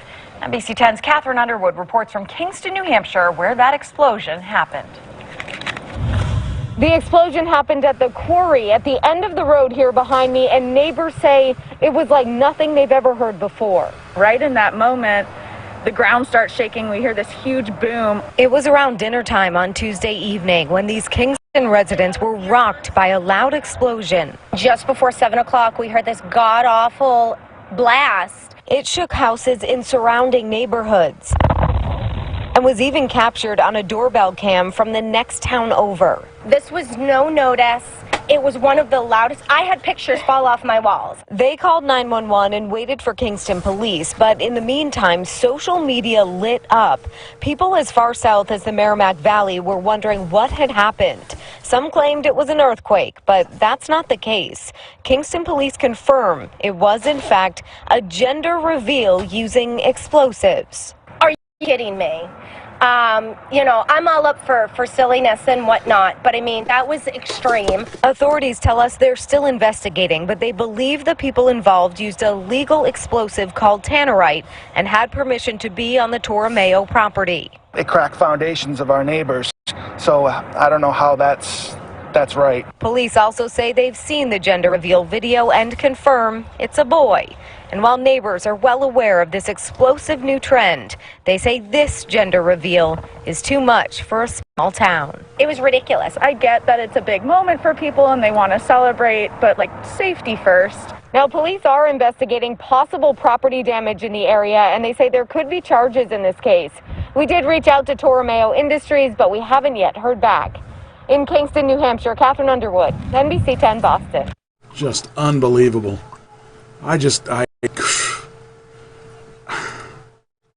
Gender reveal party. I mean, that's crazy. I don't have a problem with the gender reveal party for people that want to reveal the gender of their kids, but there's got to be a little bit of smartness put behind it. They damaged properties and stuff because they had done that. And that's crazy. I think I should name this show That's Crazy, because I think I've said that about 20 times. Oh, people are nuts. That's what I should call it. People are nuts. The new show, spin-off show of Trash Talking Radio, called People Are Nuts. Crazy. Just got I got a message about 10 minutes ago that said that somebody's watching me on their TV because they put their YouTube on their television. So, I'm very excited about that. It's nice to know that people are using the different mediums that are available to them. So, yeah. Next thing you know, she'll probably put... What's this? We got a puppy here. Hey, puppy. Where you at? Hey, puppy. Hi, puppy. Puppy. Puppy, I got something for you. Puppy. Got you a treat. You're living back there. Where you at? Where you at? There you are. There you go. He's the co-host, or the engineer, or everything else. Anyway. All right. Next. What do we got this time? Oh, so you're driving down the road, minding your own business, and all of a sudden, you get crash right through your windshield. And what is it? It's a turtle. It's a big turtle. But this poor turtle, and this poor woman that was in this car, there were a couple injuries. The turtle was injured a little bit because he got thrown by another car right into this windshield. And the one woman got injured. It wasn't the driver, fortunately. So if it was a driver, we would have had to worry about would have to worry about whether she was going to run into somebody. But it says a Florida woman was hospitalized after a turtle smashed through the windshield of her car and hit her in the head. A 71-year-old was riding with her daughter on the Interstate 95 Wednesday when the reptile came crashing in. The daughter pulled over, and got out. It says the daughter pulled over and got help from another motorist as she called the police. There's a turtle in there. And what a weird thing. Overheard, the man can be overheard saying in the 911 recording obtained by the newspaper, a turtle? An actual turtle. The gash in her mom's forehead drew a lot of blood, but didn't leave her seriously injured. But I'll tell you what, that freaking windshield was injured. Dispatchers told the daughter to apply pressure to the wound in order to stop the bleeding until the ambulance got there to take her mom to the hospital. So, yeah, that's kind of weird. Oh, I didn't put this one in there. This would be a good one, too. Dog walker killed by his own car while trying to stop it from rolling downhill. Isn't that how they killed, what was his name? Chekhov. In the new series, the movie series, he got pinned to the wall by his car and it killed him. But I guess he wasn't on a hill or anything, but still, it's a strange thing to think about. But, yeah, that's kind of weird. Says here, dog walker in the UK was run over and killed by his own car while trying to stop it from rolling down a hill as his son screamed in horror. That's just really bizarre. Yeah, I can't even fathom that happening. Of course, I don't know how he screwed up and had his car rolling down here. So a 69-year-old victim had returned strolling with a pooch at a local park in Bolton, England, on Saturday when his Kia Sportage appeared to pop out of gear and roll backwards. The man tried to stop the vehicle by pushing it from the back, but fell and was crushed by the car. Ugh. He tripped and went under the car. Oh boy. I can't even imagine seeing something like that. That's just bizarre. Ugh.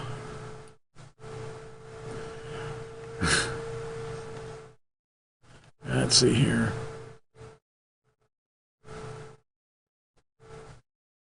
I'm trying to see if any of these other ones, that one will be interesting, but see. Is there any others that...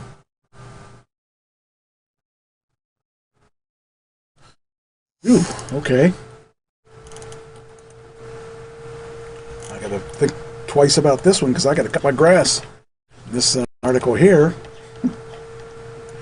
Oh man, gotta cut. I cut the front lawn, and I gotta go back and cut the rear lawn. Man gets nail propelled into his eyelid while mowing the lawn.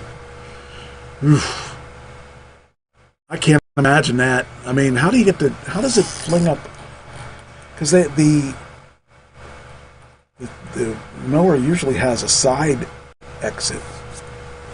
So, let's see. It says, an Italian man lawn trimming session went horribly wrong after a mower accident left him with a nail sticking in his eyelid.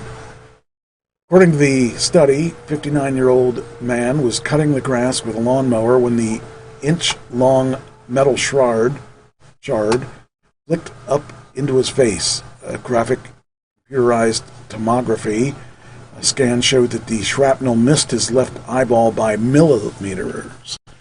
Whew. That's very lucky he just got missed. So, the poor soul was rushed to the hospital in Verona, Italy, where doctors were able to extract the foreign object by twisting it gently until it came out. Oh, man. It's bad enough. Yeah, that sounds horrible. It says here, TV director dies after freak gardening accident. So we can check that out. If we know who it is. Oh, wow. Australian TV director John Claiborne died after fatally cutting his hand with a chainsaw while trimming hedges at his home. Why was he using a chainsaw to trim hedges? That's what hedge clippers are for. Oh, man. And it's even a new chainsaw. That's great. It says here, oh, man. John Claiborne, who worked on such Aussie TV series as Home and Away and Underbelly, was cleaning up the high conifer hedge in the backyard of his family's home on Sydney's North Shore when he slashed his hand with a cordless chainsaw that he just bought that day. And I have fears. I have a cordless chainsaw, and I have fears every time I use it. I have fears of it slipping out of my hand or cutting my leg off or something weird like that. Claiborne fell off the ladder he was on, tumbling 10 feet to the ground. Why was he up 10 feet with a chainsaw? That's what hedge clippers are for. Ugh. When I went back to the garden, he was crawling on the ground on his stomach. There was so much blood, he was clutching his torso. I kept getting towels to stem the flow, but the blood wouldn't stop. Man, I hurt myself in January. I was chainsawing a tree limb. I put the chainsaw down, and that's when I hurt myself. Just imagine if I had the chainsaw. But the thing is, when you drop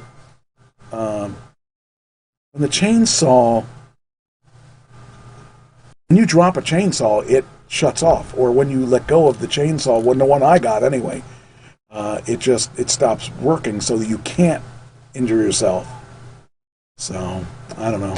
I don't know what kind he had, but I would say that's not a good ad for the brand. Here's another one.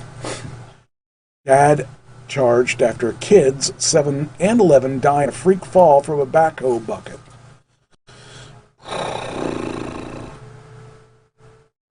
This guy is heading for manslaughter charges. 2 Texas children, a girl 7 and a boy 11, have died in a freak fall from a bucket of a moving backhoe, and now their father, who was driving it, is facing manslaughter charges.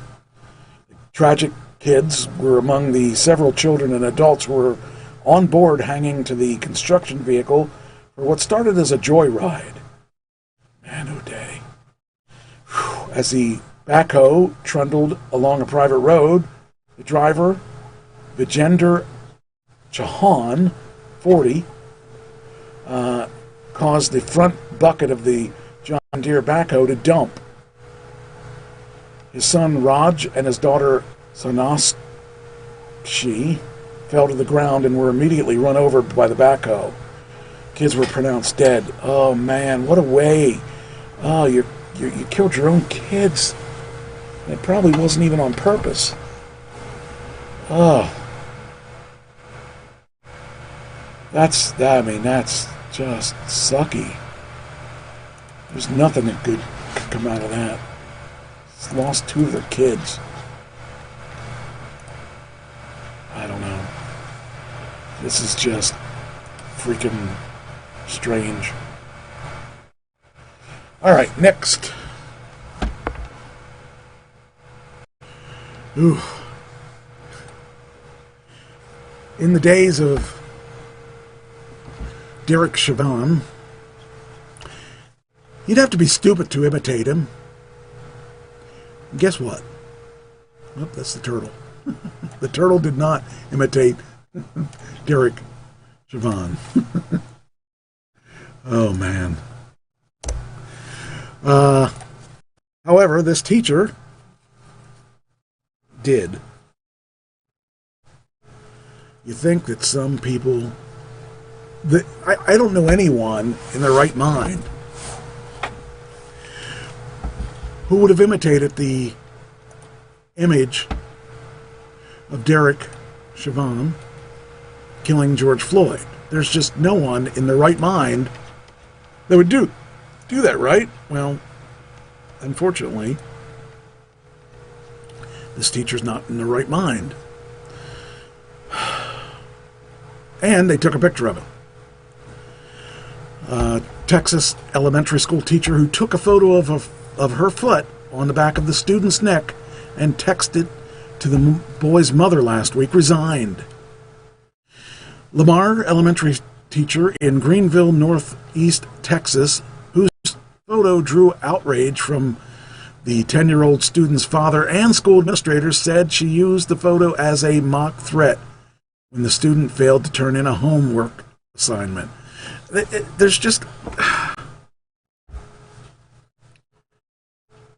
There's a thing called common sense. And why these people don't have it, I don't understand. Because this is not... You'd think a teacher would be smarter, you know? But I guess not. The teacher, who was not named, was immediately suspended after she texted the photo to the boy's mother on Tuesday, the same day Minneapolis police officer Derek Chauvin, whatever his name was convicted of murder of George Floyd, who died after Chauvin placed his foot on the neck for 9 minutes. After the school's father told the local reporter that he was outraged by the staged photo, the mother said, "I don't think anything of it." School administrators who suspended the teacher during their investigation last week were planning to call a meeting to determine whether she should be fired. Well, I don't think that's really... I mean, if that's the kind of judgment the woman has, I wouldn't want her teaching my kids, but that's just me. I just don't get it. I mean, you don't have to be a rocket scientist to know what's right and what's wrong. You just don't have to. But, hey, you know, that's the people that are teaching our kids. Or your kids. I don't have any kids. But they're teaching kids. So you're on your way to the state park, and you just think you might be having a great day in the park until you plunge 250 feet to your death. Again, common sense, people. And it was right after. So here's the picture of the place where she I mean, it was kind of like a bridge across two mountains, or connecting a mountain. And how she could fall out of this, I don't understand. But she did. A woman went over a railing at a popular state park overlook, and plummeted 250 feet to her death. And witnesses said she was talking to the state ranger, or the park ranger, right before the fall. Nancy Moore Smith, 58, of Blue Ridge, died Thursday at Tallulah Gorge State Park, where the game wardens and paramedics from 2 counties responded following a report of someone who fell from Overlook 2.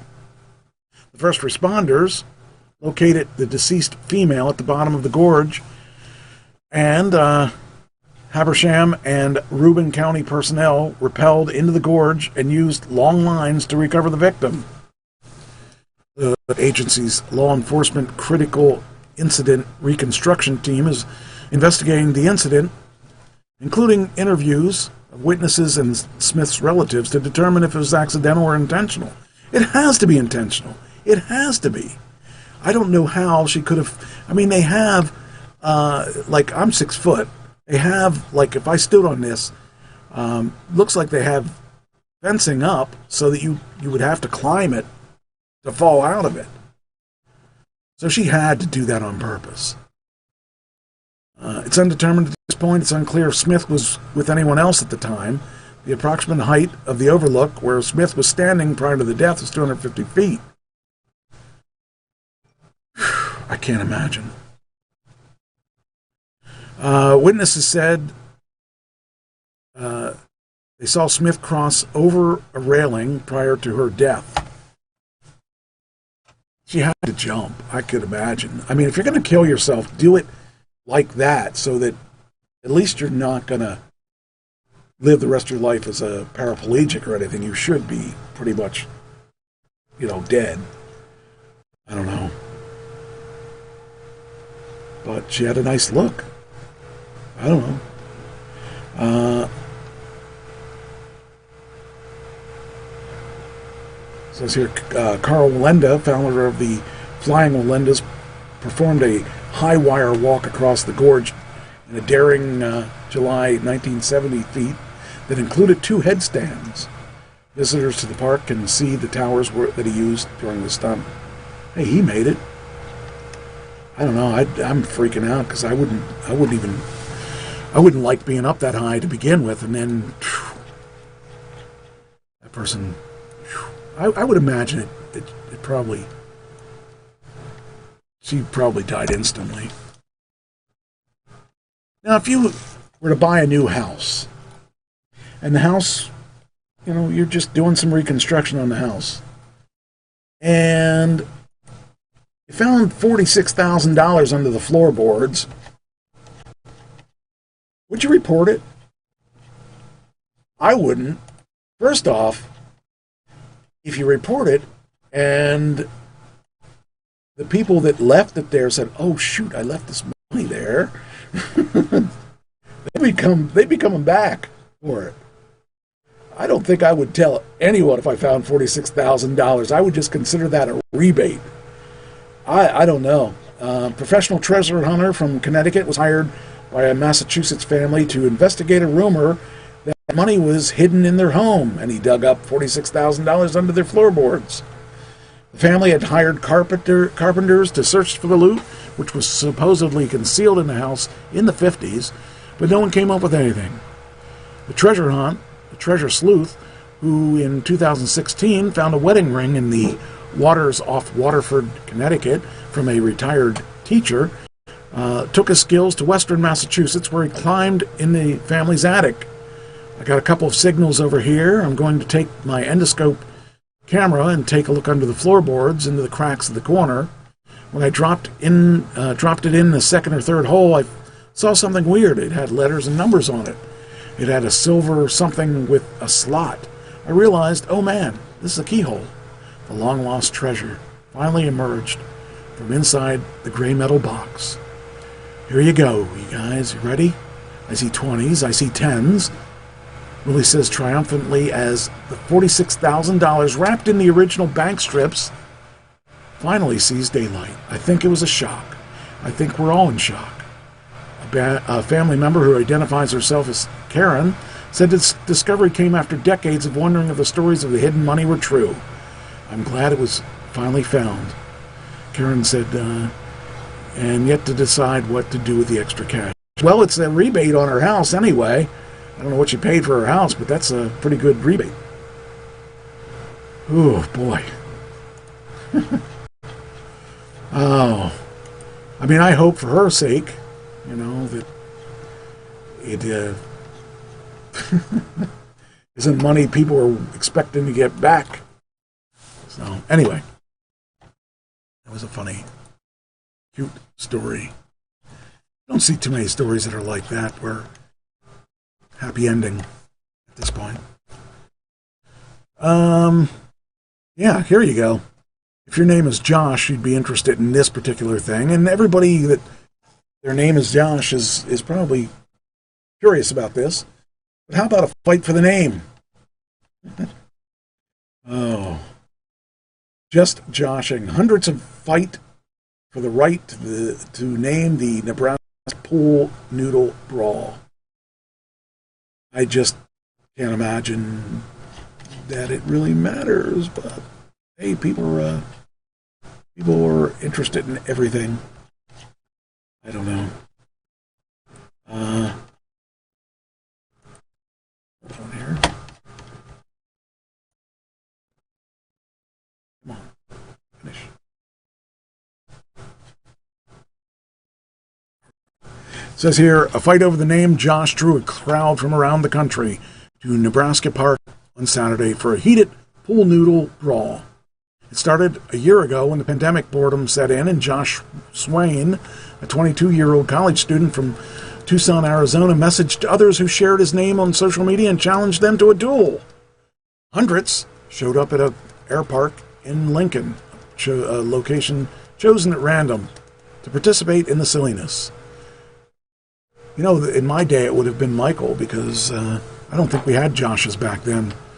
But just kind of funny.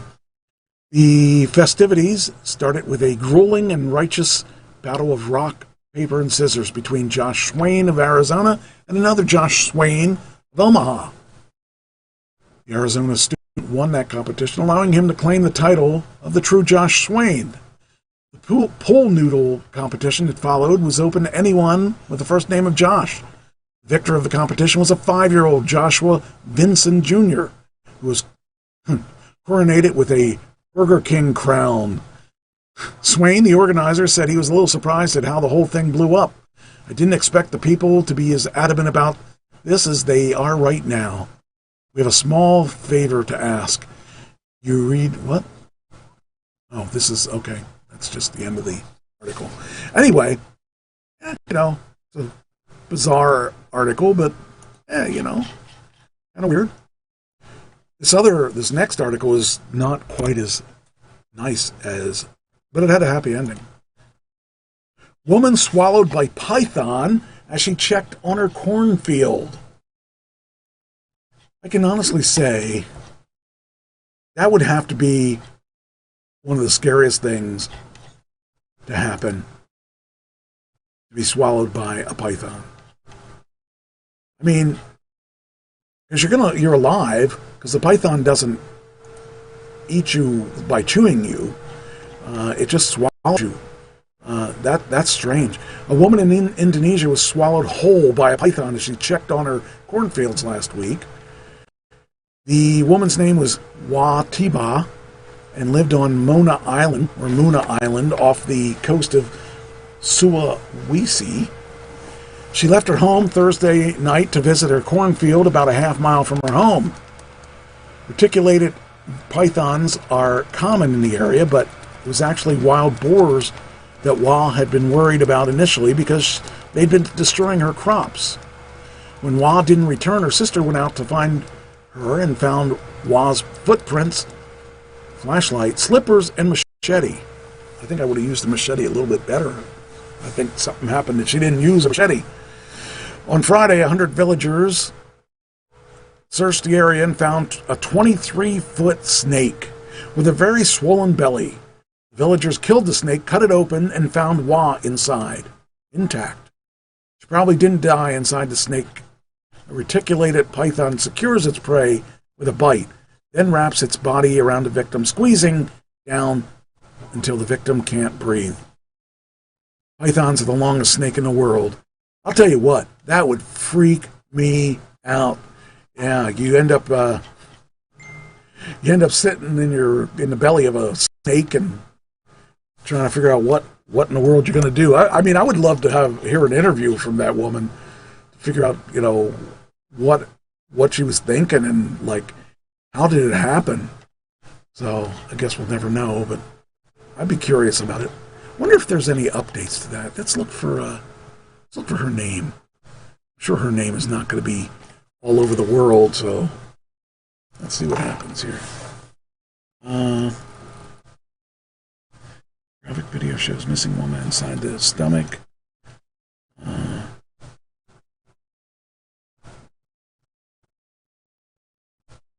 Okay, let's see. Well, wait, is this an old article? Don't you dare cheat me out of this.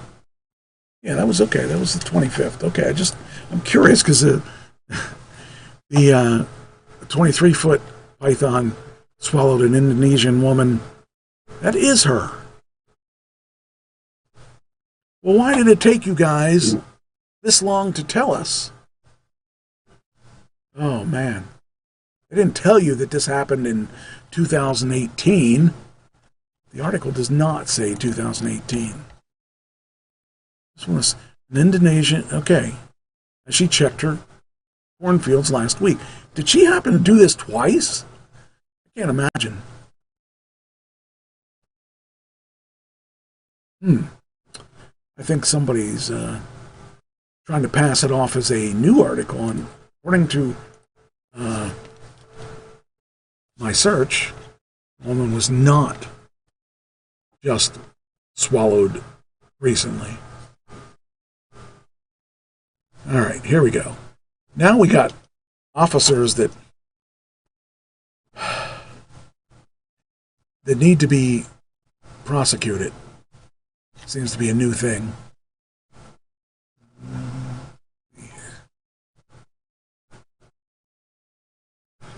Okay. This is an officer. You got to realize this, Mr. Officer, that there are videos everywhere. And if you're going to go punching any woman, you're going to get caught on camera. It's either going to be on camera from somebody's cell phone, or it's going to be on camera from somebody's door cam, or it's going to be on camera from a traffic cam. I mean, there's cameras everywhere. And if you're stupid enough to punch someone, you deserve to get prosecuted yourself. California officer was placed on paid relief and under an internal investigation after he was captured on video punching a handcuffed woman in the face. Now, I'd like to... There are some women I would like to punch in the face. There are some men I'd like to punch in the face. But I'm never going to punch either of them in the face because, A, I don't want to be prosecuted, and B, chances are they could beat me up. Just a little possibility. The district attorney in Orange County will evaluate the officer's use of force and determine whether criminal charges will be fired. They should be fired. She was freaking handcuffed. The officer was not named. Was one of the who was not named was one of the three detaining. Well, now, if you have three officers there, why would you have to punch them in the face? Anyway, the woman became combative, and he struck her twice. Neighbor, who recorded it with a cell phone, said Garcia struck an officer in the lower thigh before she was struck twice. Yeah, okay, so I don't. That's what people don't get. She told the state. Still didn't understand why the suspect was struck when she was handcuffed. That's what people don't get. The other officers intervened, with one pushing the officer who struck Garcia away from her. Well, then we should give that person an award for breaking it up. So, the confrontation began after the officers responded to a report that Garcia assaulted a woman who was trying to rescue a dog in the neighborhood. When the officers identified her, they found there was a warrant out for her arrest for alleged vandalism. They detained her, but believed that she was under the influence of an unknown substance. That's great. If she's under like meth or something or whatever, she could possibly have been screwed up She was arrested on suspicion of assault and battery being... she deserves it, though. I mean, she doesn't deserve to be hit. She deserves to be arrested. So, I don't know. I guess we need to know a lot of information before we can assess what happened there. But this other officer, you know, these officers need to realize they work for us, and they shouldn't be punching people. Father says son with autism was slammed to the ground, punched by an officer. I just, you know, this is happening too often, and you would think that the officers would realize people are watching you. People are looking for a reason to video you doing something wrong, especially with all the things that are going on with the police department and in all the states. I mean, they seem to be happening more and more, and they shouldn't be happening. But in this case, a California father accused a police officer of unnecessarily aggressive, being let's try that again. A California officer accused... Take 3. A California father accused a police officer of being unnecessarily aggressive during an incident involving his teenage son who has autism. The father said the officer threw his son, Preston, 17, to the ground and punched him in the face. I am pro-police, but I am not pro-abuse. The individual and department must be held accountable for their actions. No child, disability or not, deserves to be treated like this. I just don't get it. Police said an officer was dispatched to the area around 2:30 p.m. for a report of possible stabbing or assault with a knife or a pipe. The officer found the victim of the assault, a 16-year-old boy who had minor injuries that did not require medical attention. The officer found the suspect, a 17-year-old boy. Okay, now things are starting to form into something. The officer asked the suspect to sit down. When he did, the police officer took out his handcuffs. The suspect actively began to resist, trying to get up and run. The officer, in response, forced the suspect to the ground and onto his stomach. The incident was captured on a Ring doorbell video. See, Ring doorbells can get you in trouble. In the footage, the officer is heard telling Preston to sit down. I'm not going to tell you again, sit down. Preston sits on the curb. The video of the officer shows him grabbing something from the teen and throwing it. The teen gets up and appears to run away, but the officer grabs him and slams him to the ground. Okay, so far, I'm okay. I'm okay with that. A second doorbell video shows what appears to be a scuffle between the officer and Preston. Okay, I'm okay with that. You're going to get hurt. Don't make me hurt you more. Wolf said in his post that his son has autism, ADHD, and looks and acts younger than he is. Okay, but the thing is, if he's resisting arrest, I don't know why he would punch him in the head, but he accused the officer of throwing his son's scooter, and Preston tried to leave because he was scared. My son became fearful, as any would with autism. The officer went to touch Preston. At that point, Preston moves away. At this point, Preston was confused and afraid and moves away from the officer even more. At that point, the officer felt it was a good idea to throw Preston to the ground. Once on the ground, he punched him in the face. See, that's the part I don't quite get. Why the punch to the face? So,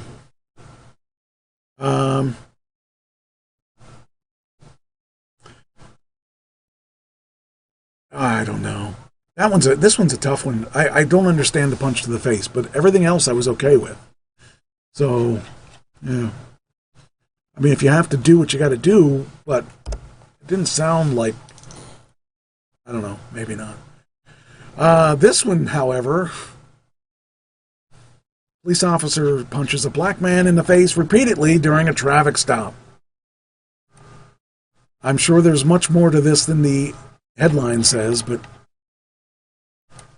makes me wonder because we're getting all these punching in the faces this week. This will be the punch in the face week. Every year, this date, we'll have to do articles about punching in the face. What I saw in the video was another George Floyd, a Grand Rapids police officer, seen on the video punching a man in the face. Body cam footage of the March 26th incident features a man being punched in the face approximately 6 times. Michigan cops were trying to apprehend the victim, who has been since identified as Diabate Hood. Hood was apparently in the car with 2 other men, but he refused to evacuate the vehicle. The other men complied. What I saw in the video was another George Floyd, the attorney. See, now I got a slight problem with him not coming out of the vehicle, because if you're doing that, you're resisting arrest or you're resisting authority. I got a kind of problem with that, but punching in the face thing I do have a problem with. Says here, the video shows the victim trying to get away from officers by sliding from the driver's seat to the passenger seat, but 3 officers immediately pounce on him. Hood is seen on the ground with an officer punching him, while another officer says, "Stop resisting." Hood can be heard telling the officers he cannot breathe. It was allegedly part of an Operation Safe Neighborhood program due to the surge of crime. They claim the stop was timely and accurate intelligence. They discovered 4 weapons in Hood's vehicles, which turned out the initial littering stop into 3 felony arrests. This is police work, and I expect from my. I still don't believe they needed to punch him in the face. So the face punching is really that's the bonus, I guess, for the officers. But let's talk about another issue. You're going to get married. You know, people try to get married all the time. You want to have a nice wedding in a nice place. In fact, why not a mansion? While you're at it, let's go to a mansion. Here we go. Everybody fantasizes about a royal wedding. A couple in a suburban area of Fort Lauderdale, Florida, attempted to host their wedding at a vacant mansion that they falsely passed off as their own on Saturday, ultimately resulting in police intervention. Courtney Wilson and Shanita Jones invited guests to a 16,313 square foot home with 9 bedrooms, 15 bathrooms, a bowling alley, a theater, and... Now, think about this. 15... Think about how big this place is. I'm going to play this again. Invited guests to a 16,313 square foot home. Okay, 16,000 square foot home. Mine is probably... I'm at least 3,000 square foot, at least. 16,000 square feet. That's 5 times, that's more than 5 times the size of my house. I can't imagine that house, but anyway. Home with 9 bedrooms. 9 bedrooms. I got 3. 15 bathrooms. 15 bathrooms. They have more bathrooms than they do bedrooms. Of course, they got a 30,000 square foot house, except there's a problem. A bowling alley, a theater, and an 800 square... A bowling alley, a theater, and an 800 square foot bar, and a bar. Our dream home on the wedding invitation, the South Florida Sun Sentinel reported. The couple referred to themselves as the royal couple, and invited their guests to a ceremony that was to take place at the sprawling mansion in Southwest Ranches, which they dubbed the Will. Look at that. That house is unbelievable. I can't even... My house would fit in just a small segment of that house. But that would be an awesome place to live in. Think about it. I would love... you have your wife and kids. Okay, the kids, you stay in this part of the house. The wife, you're over here. I'll go over here and have my studio. I just can't imagine that big of a house. It's just a huge place. But there's a little twist in the story. Wilson Estate, at 3:30 p.m. on April 17th. The wedding was also set to include a red carpet cocktail hour, followed by a reception that was pretty nice, huh? Red carpet, the whole works. This is for this wedding. to last until 2:30 a.m., and then a Sunday brunch gathering the following day. But the bride and groom failed to disclose one important detail. What do you think it is? What do you think it could possibly be? You know? Every bit as bad as you think. An important detail. The mansion did not belong to them, and they were planning to trespass on the property that they believed was vacant. When Wilson showed up Saturday morning to set up for the day's events, he was met by Natahan Finkel, the disgruntled owner of the home, who swiftly called the police. According to the Sun-Sentinel, Finkel had put the estate up for sale for $5.7 million 2 years ago, and lived $5.7 million. Now, once my stock hits the big amount that it should hit, I'm probably going to buy that. Not. On a different home located on the property. I have people trespassing on my property, Finkel told a 911 dispatcher, according to the news outlet. And they keep harassing me, calling me. They say they're having a wedding here and it's God's message. I don't know what's going on. It's God's message. Ooh. And if God's talking, you probably should let him do it. All I want is for it to stop. And they're sitting at my property right at the front gate right now. Police were called to a mansion located outside of Fort Lauderdale, Florida, on Saturday after a couple attempted to trespass and host a wedding on the property. Here, a Fort Lauderdale police vehicle patrols the beach area as on March 4, 2021 in Fort Lauderdale, Florida. Police showed up to the property on Saturday and escorted Wilson away from the home, without pressing charges. They told them to get off the property and not to come back, Finkel said. That was the end of it. Keith Polyakoff, the town attorney, later told reporters that Wilson had checked out the property several times.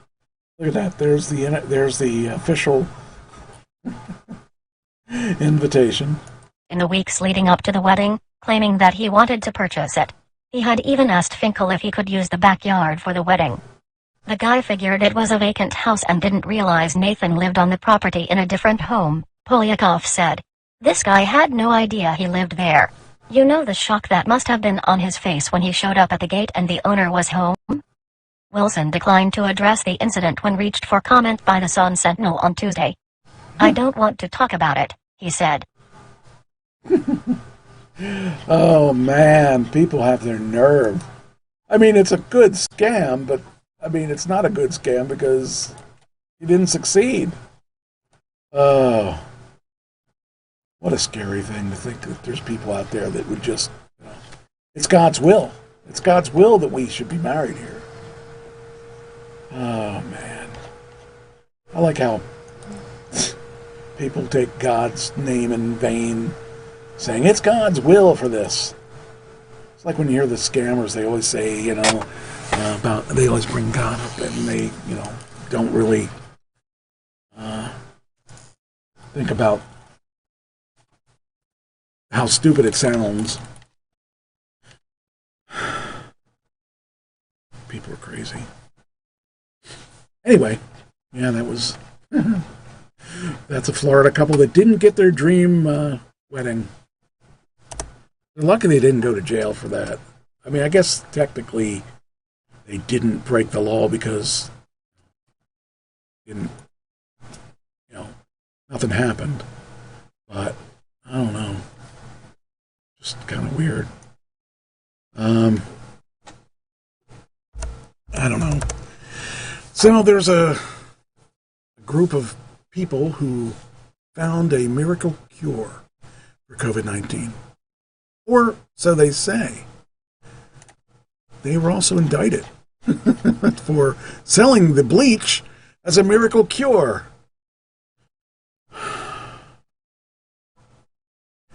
People just, they'll do anything to make a buck. The honesty is going out the door. These people really tried to sell this as a cure. A family created a fake church to sell toxin industrial bleach as a cure for serious diseases, including COVID-19, cancer, and AIDS. The suburban Tampa family allegedly pocketed more than $1 million selling their miracle mineral solution. The solution actually contains sodium chloride, toxin compound typically used for industrial scale water treatment or bleaching textiles. Mark Grennan, 62, and his 3 sons, Jonathan, 34, Jordan, 26, Joseph, 32, they're all charged with 1 count of conspiracy to commit fraud and 2 counts of criminal contempt in connection with their supposed COVID-19 cure. Family also claimed their product would cure Alzheimer's, diabetes, autism, malaria, hepatitis, Parkinson's, and herpes when ingested orally. Yeah, it probably would, because you'd be dead. Prosecutors said consuming the concoction would result in vomiting, diarrhea, low blood pressure, and death. The defendants are accused of creating a fake church called Genesis 2 Church of Health and Healing to sell the product without government regulation. Under the alleged scheme, buyers would make donations to the fake church in exchange for the dangerous solution. You know, I just can't imagine being able to live knowing that you're screwing people out of money. I mean, I realize there's a lot of scammers, and a lot of people really don't care about whether or not, you know, whether or not they're screwing other people.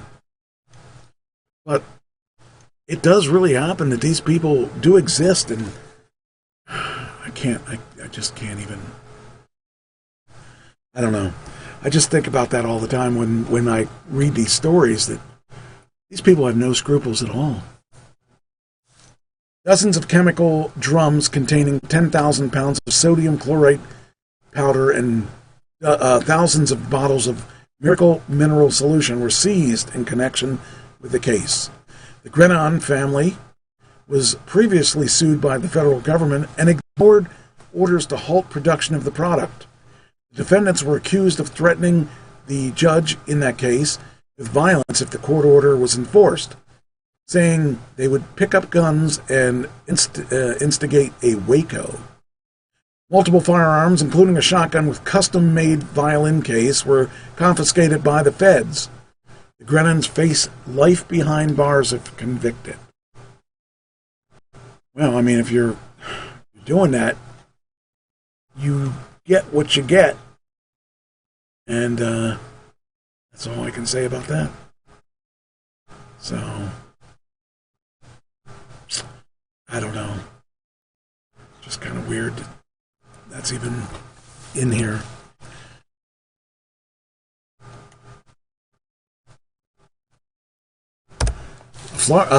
Queen's mom, 23, was arraigned on murder and poisoning, scalding, and stabbing death of her infant twins.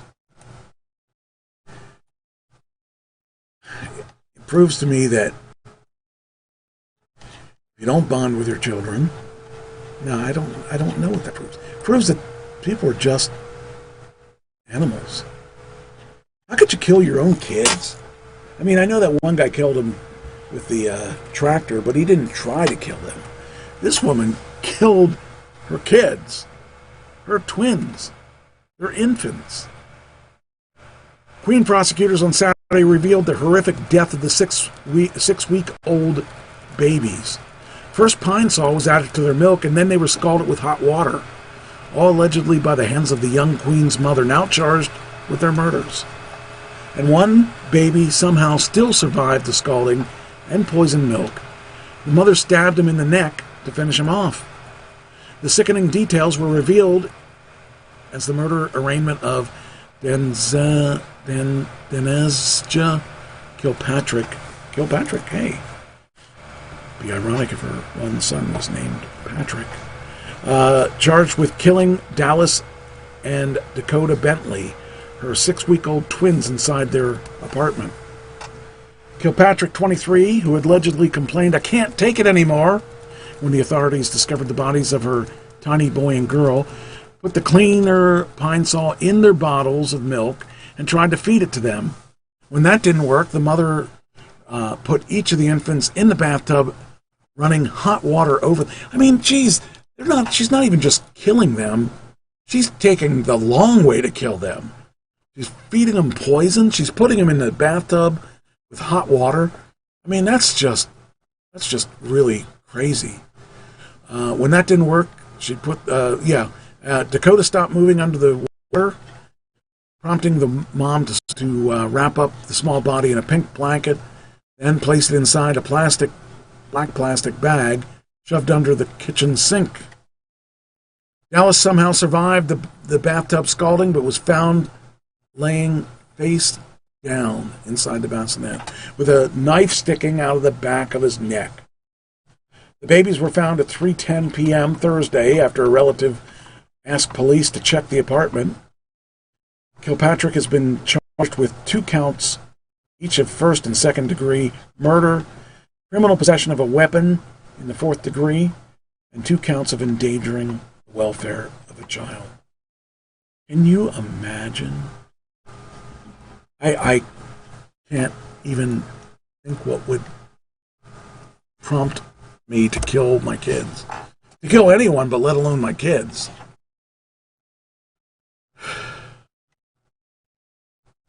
Time for a vampire facial. Know what a vampire facial is? Well, I never heard of a vampire facial before this, so this was all news to me. But the vampire facial was done at a salon, a beauty salon, and the lady was charged after the clients contracted HIV. They have no scruples. These people have no scruples. I wonder if is this a video? Is that? Oh, that's just a picture. A former owner of a salon in New Mexico has been indicted on 24 felonies, including fraud and practicing medicine without a license. Authorities discovered at least 2 patrons had contracted HIV after getting a vampire facial. Maria Dolores Ramos de Ruiz, former owner of VIP Salon and Spa in Albuquerque, is also charged with racketeering, money laundering, and tax evasion. So she's got enough stuff to keep her in jail for a long, long time. Probably for life because of the HIV, I would imagine.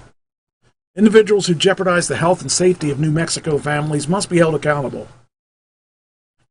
A vampire facial is a cosmetic procedure that involves platelet-rich plasma. That's PRP. PRP has been used in, I had PRP when I was trying to regenerate my hair, but I had it done by a professional. But she apparently does it on her own. PRP is drawing a patient's blood, spinning it in a centrifuge, and injecting a small amount under the skin using multiple small needles. In September, they were discovering the New Mexico Department of Health and New Mexico Regulation and Licensing Department and Deputy Director of Boards and Commissions inspected the business, discovering unwrapped needles scattered around the salon, unlabeled blood tubes in a kitchen area, and fake credentials for Botox and vampire facial training hanging on the walls. Individuals also found blood that had been dumped in the kitchen sink, and unlabeled syringes were beside food in the refrigerator. Inadequate cleaning and disinfectant included machine tubing that had not been cleaned or changed between clients. So you got this, they're mixing blood by not cleaning it. So if someone had HIV, which apparently someone did, their blood got mixed in with the bad blood. She had an expired cosmetology license in 2013. Both clients who had contracted HIV had treatments, had the same strain of the virus. The first client was identified in 2018, and the second patron in 2019.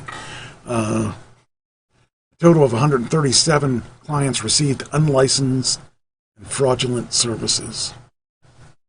People just, I mean, no scruples. You go into a place like that thinking that, hey, they got these licenses on the wall.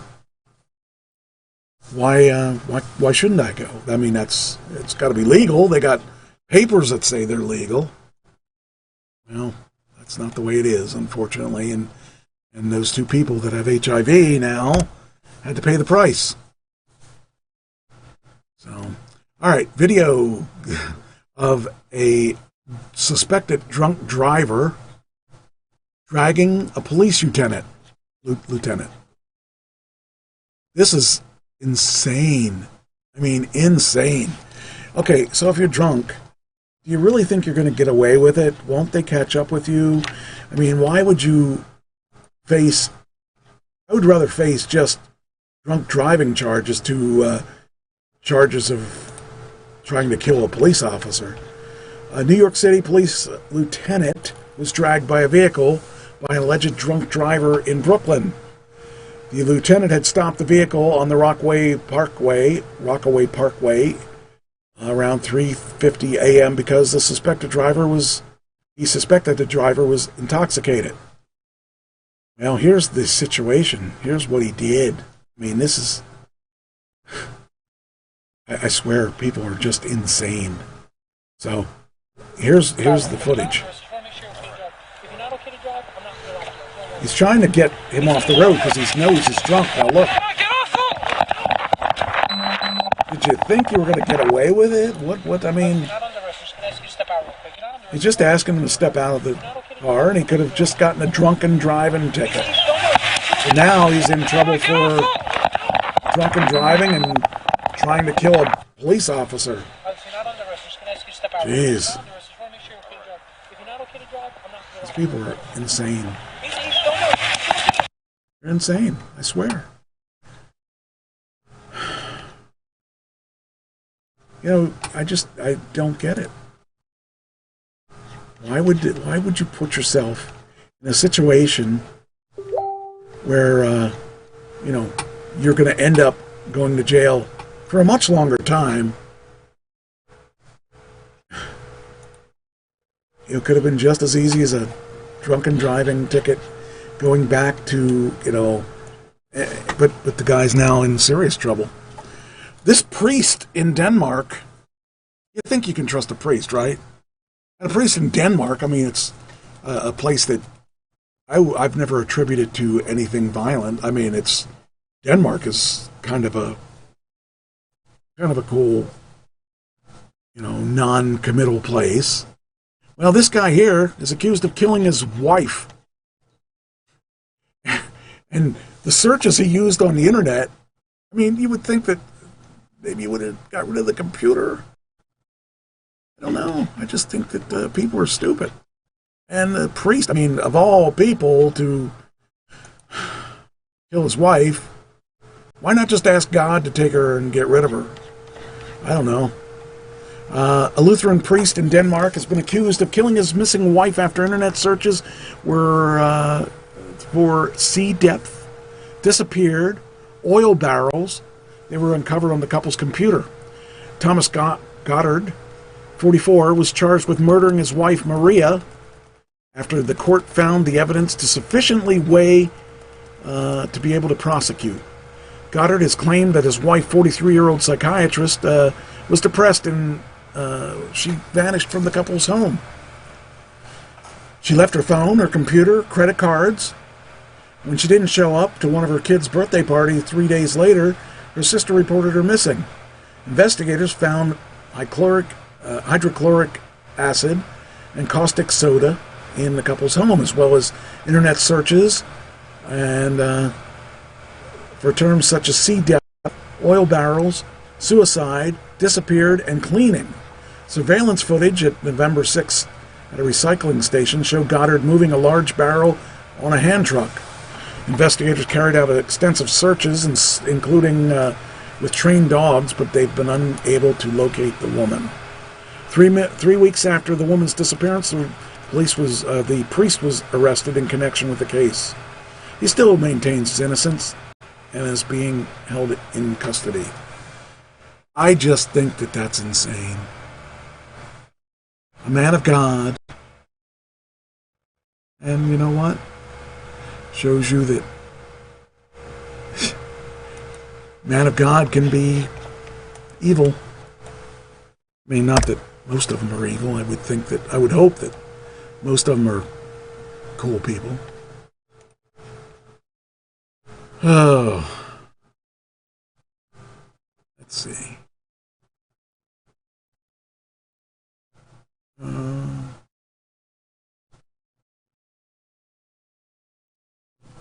Okay. I thought I had. All right. Trying to figure this out. I thought I had a good. Where is it? Okay, good. GM unwraps a $4,400 electric convertible. Hongguang Mini. With Fundrise, the same kind of real. It's in China. It's the best-selling car in China. It's a $4,400 convertible. Now, I got to tell you, the number 2 selling car is Tesla. And the only reason that the GM is number 1 selling is it's $4,400. Just crazy stuff. I mean, I'd like to have a $4,400 car, but I mean, that's, when you think about it, it's not really $4,400. It's not a Tesla. So when you think about it, it really adds a lot to the car if you can actually think about what kind of car you're talking about. The tiny Hongguang Mini EV is a big success. Micro compact 4-seater from GM's Chinese joint venture with Wuling is Chinese best-selling car in recent months, thanks to its rock-bottom $4,400 cost. And a size that's perfect for a country. I mean, China, small cars are in. But now the automaker's thinking of opening up a new market by opening its roof. So it's going to be a convertible. So, but the thing is, this car, the reason this car is, like I said, so good is it's the price. You only get like 100 miles to the charge, I think it is. Let me see if I can find that. 106 miles to the charge. And it can reach a top speed of 62 miles per hour. It's 10 feet long. So that's the details of that car. It's crazy. I can't imagine that car because that's, you got a car that's really small. And the thing is, for what it is, I mean, if you're just looking for, like if I wanted a car to go back and forth to work and I lived under 50 miles one way to work, that's a good possibility because that's not going to be a bad deal. And at that price, I mean, $4,400, you could buy 2 of those, have one charge to go and one to one to show and one to go. I don't know. I just think it's funny. I think if that'd be an interesting car to have, but oh, this is the other article. Wait, this is the second article? Okay, yeah, the second article just talks about that same thing. But it's probably not going to be it's probably not going to be a car in the States. If it is, it's not going to be $4,400.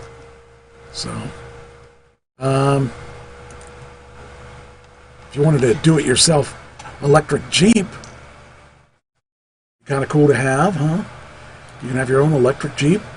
It'd be fun to have something like that, depending on, again, what mileage you can get out of it, because if you can only get 50 miles or 100 miles, you don't really want to have a Jeep with that low of mileage on it, but or if there's charge stations, it would be okay, but that kind of thing, just kind of funny when you think about it. Anyway, it says here, This homemade electric Jeep is the coolest electric car you'll see all week. It's made by a man, Mr. Shakir from Kerala, a state in India. His custom electric mini Jeep is glorious in all the best ways.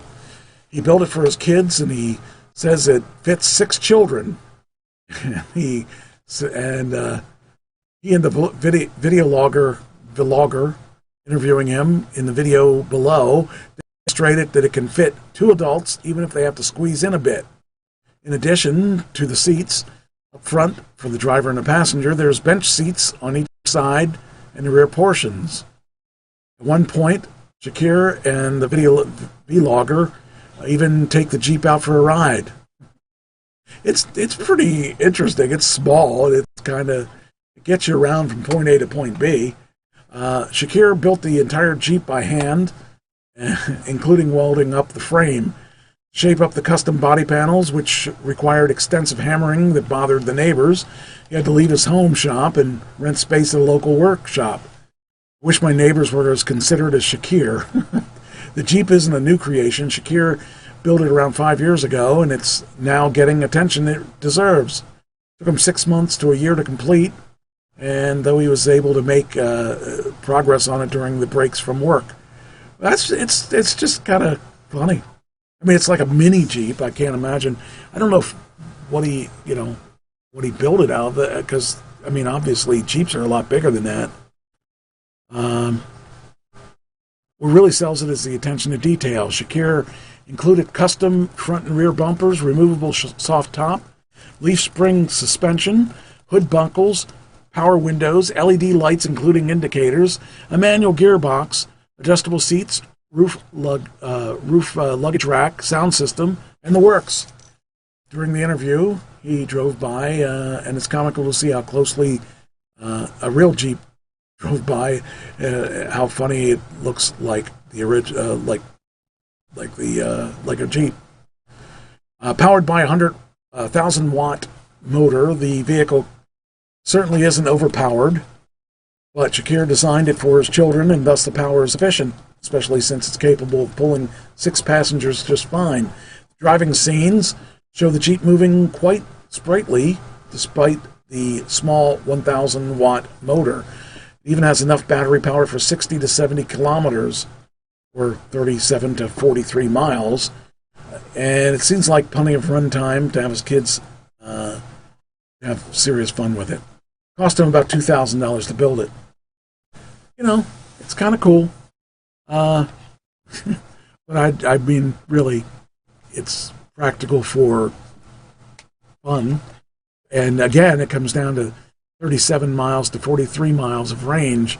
You better live within a short period of your space to where you're going, because you're not going to be able to charge, especially in that area. You're not going to have a charger anywhere, because chances are he's not fast charging it.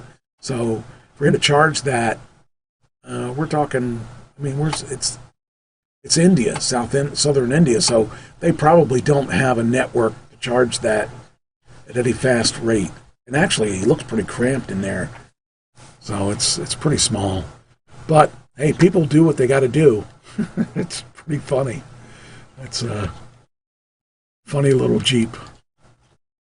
And he built it himself. That's the funniest part, is that, he took that thing and he built it, and there you go. All right, let's see here. Here we go.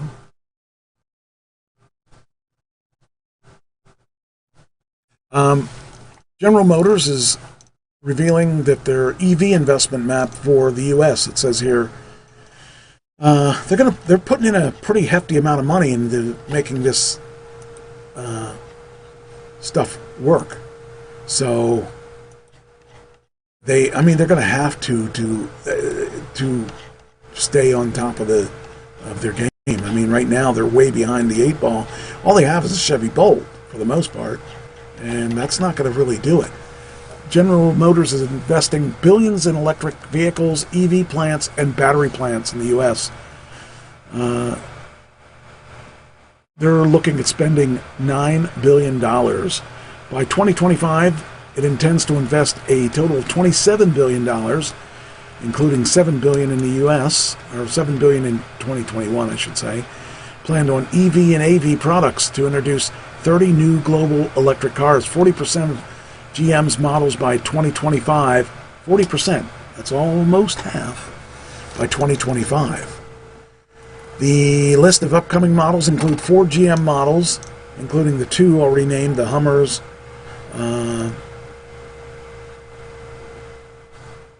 I don't know if that includes the Bolt or not. 4 Chevy EVs, including a pickup, which will be the Silverado, and a compact crossover. 4 Cadillacs, including the Lyriq. 2 Buick models, Altima-based. Cruise Origin, Bright Drop EV600. So here we go. In Michigan, they'll produce electric cars at 2 sites. On top of the current Orion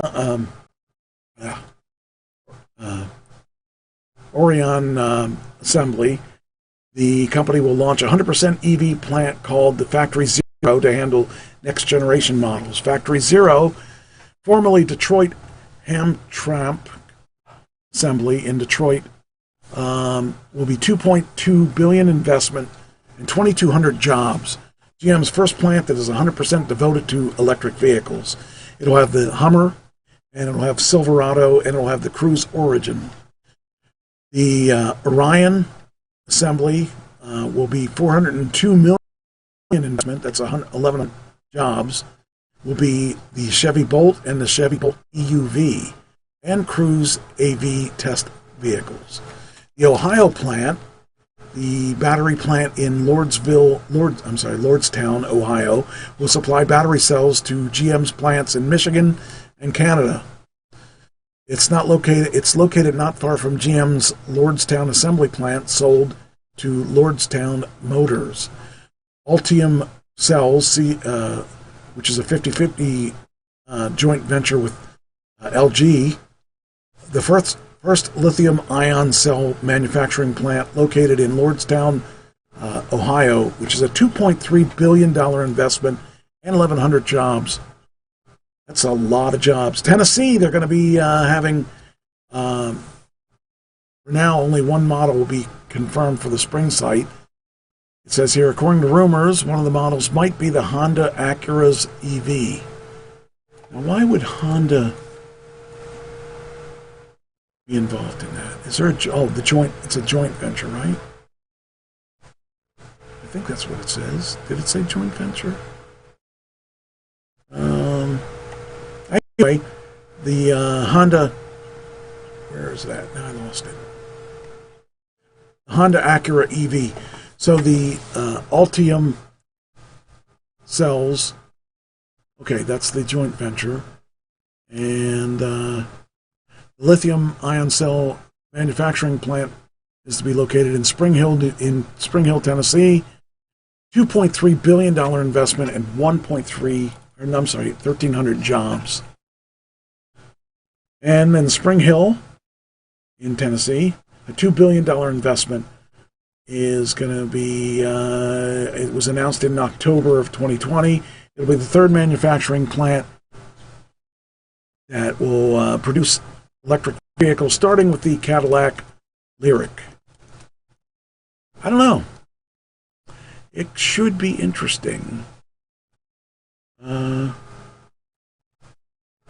what this is. Oh, that's a commercial. All right. Can we go past that commercial? Come on, you can do it. I trust you. I wanted to see that video that they have. Here it is. So that's the Bolt. Now, I don't know if that's EUV Bolt, but I don't know what EUV is. So maybe we can both find out now. Chevy Bolt EUV today. This is a new entry into Chevy's electric vehicle portfolio. It's not replacing the Bolt EV. That's still going to be available, and it was refreshed for 2022. This is in addition to it, and it's slightly larger and offers a lot more options. But we're going to get to that in a minute when we do a walk around. I will tell you that when I test drove the Bolt, I almost bought the Bolt. And the only reason I didn't buy the Bolt was that the Bolt and the Model 3 were about the same price, give or take. And the Model 3 has more places to charge, fast charging. And that is really the only reason I didn't buy one. Because it was really a nice vehicle. I really liked it. But that was enough. Oh, and the amount of miles that you got on it. The Bolt EUV is offered in 3 different trims, although one's just for the launch, and that's called the Launch Edition, and it's available for $43,495.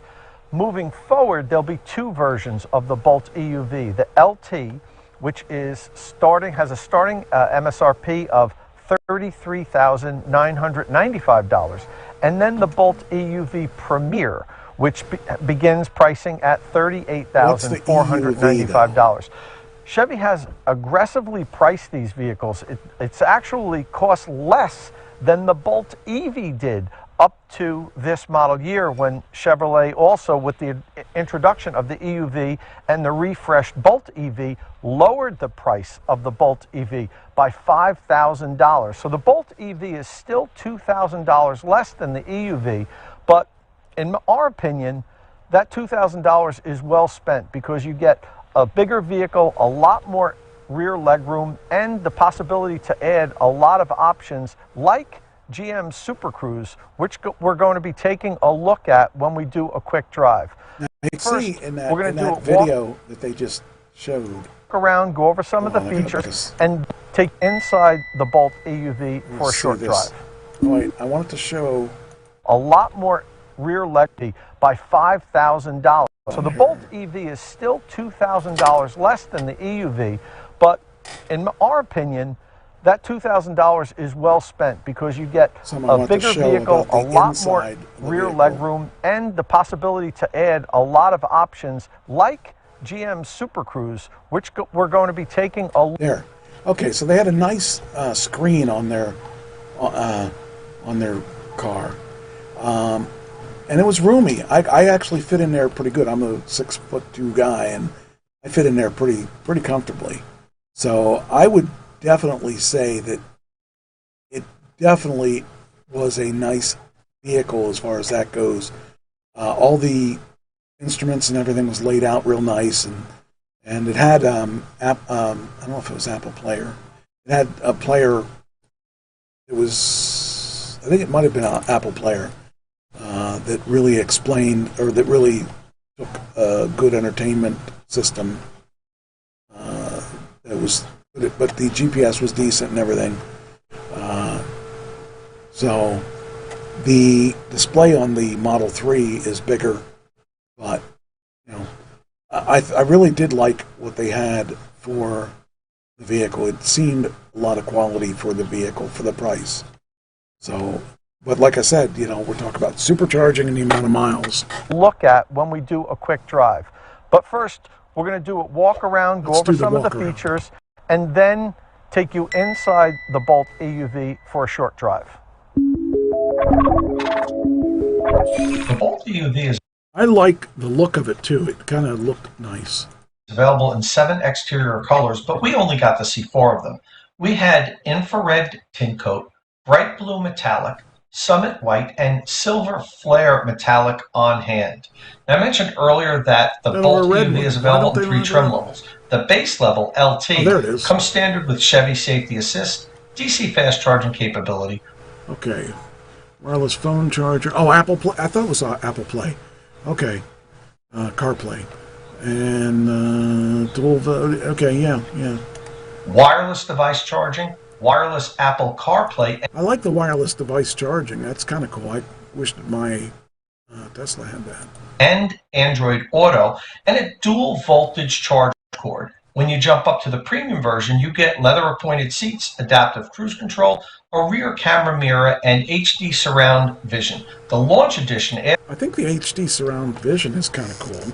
And they have a sunroof. That's something I've wanted, and I haven't had a chance to get in the Tesla that I have. They only had one Tesla, I think, that has the sunroof, and that's the S.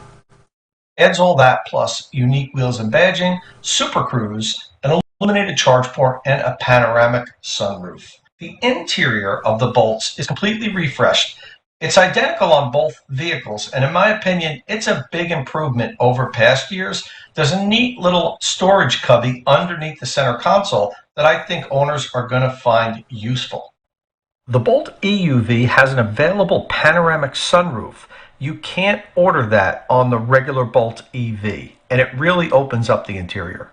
Now, the rear seating is one of the biggest improvements that the Bolt EUV has over the base Bolt EV. The vehicle is 6 inches longer, so you get about 3 inches more rear legroom. As you can see, I sat in the back. Now, I'm only 5'8", but I have about 6 inches of free legroom. When I hopped into the Bolt, I set the seats in the same position. I only had somewhere about 2 inches of legroom.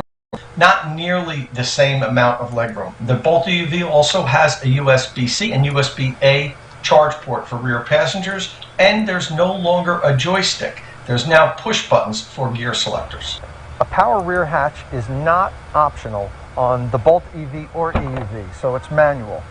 When you lift it up, there's cool. this cargo cover here that you can easily pop off and remove. I mean, there's You lots then of room in have those things. I couldn't believe how much room was on this those. Floor here that is hinged. On the Bolt EV, there's no hinge. This is just a piece that removes in one piece. This still does come out, and you can reveal this lower storage area down here. Now, slide this back in. I guess this is and there's a okay, 60/40. This is a 20-minute video. I don't really think I want to watch a 20-minute video. All right. I think it'd be kind of cool. I think it'd be all right. I definitely, I would consider it if it had more miles that you could get on it, because I think it was 230 miles that it was rated at, and mine is rated at 275. But I've got the Model X. I've got an old Model X. The new Model X, I think, was 375 or 350, and then the new Model X that's coming out in maybe 500. That's what I'm waiting to find out. I actually put a request in so that I could figure out what I'm going to do when my lease is up, because I want to get something. I want to get another Tesla, but I don't know what I'm going to get yet. So, all right. The last thing I'm going to talk about tonight. It says Tesla's looking for more supercharger hosts. Now, Tesla is a smart company. They try to come up with a place that will make everybody happy. Like, for instance, they'll come up with a host that is that is part of a convenience store, like a Turkey Hill or a 7-Eleven or Wawa's. And around here, Sheetz stores, but they like them in places like that because you need to go get some food, some quick food, because you've been driving all day. You park your car, put it in the charger, 15 minutes or whatever. You go in the store, spend 15 minutes in the store, buy your stuff, come out, grab your car. I even went to a Ruby Tuesdays, and they had one at the Ruby Tuesdays. That's a nice place to go because you can go eat, and when you're done eating, you get in your charged car and you go places. Well, they want to make a whole new, some new hosts. So it says here, it's open. Tesla's looking for supercharger hosts open to small businesses. It's a win-win situation. Everybody comes to charge because, well, you're kind of a captive audience, so I'm going to be more likely to go to your place with a supercharger than to go to a non-supercharger place, because if I'm going to pull over somewhere, I want to be able to charge. So Tesla's already ahead of everyone else when it comes to superchargers. For years, superchargers were the only girl in town. Sure, you could find a place to plug in your Leaf, but a cross-country drive was out of the question, unless you were willing to make some fairly extreme sacrifices, like sleeping in a car at the RV park. So, more recent improvements to other networks, and especially Electrify's America's network. The competition is starting to catch up, but they have got a long way to go. Despite the big changes, the big advantages, Tesla is not resting on the laurels. The expansion of the supercharger network continues with new stations and expansions of existing ones. It's really starting to show no signs of slowing down. Now Tesla's asking business owners and other property owners to apply for hosting a supercharger site. Why would you host a supercharger site? The advantages for the property owner are obvious. While many supercharging sessions will be short, that's not always the case. When someone needs a full charge to get somewhere, the business owner literally has a captive audience who will likely want to buy a meal instead of a snack. Even for someone who's stuck for a mere 10 minutes, we know from the gas station industry that there's a lot of money in selling motorists some candy or a drink for the road.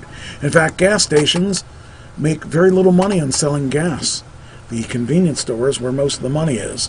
When someone needs a charge, the in-vehicle trip planning software sends them directly to the station. There's no need to put signs on the street, buy radio ads, or do other things that attract the drivers to the charging stations. Also, the advantage of upscaling the audience. The supercharging stations don't attract people driving a Chevy Spark or non-EV, Mitsubishi Mirage, the two cheapest cars in 2021. While Tesla does plan on offering a cheaper vehicle in the next couple of years, Tesla buyers generally spent an average amount of money for the car. That means they probably have more extra bucks to spend on things a business owner has for sale, like meals and entertainment. Plus, the biggest plus, probably the biggest plus, is the property owner doesn't have to pay anything to have the station put in. Tesla takes care of the charges, so you don't have to shell out hundreds of thousands of dollars to get those extra customers. All Tesla needs is a few parking spaces, so it's a pretty good deal. The places that they're interested in, Tesla has a pretty decent geographic spread of supercharger stations.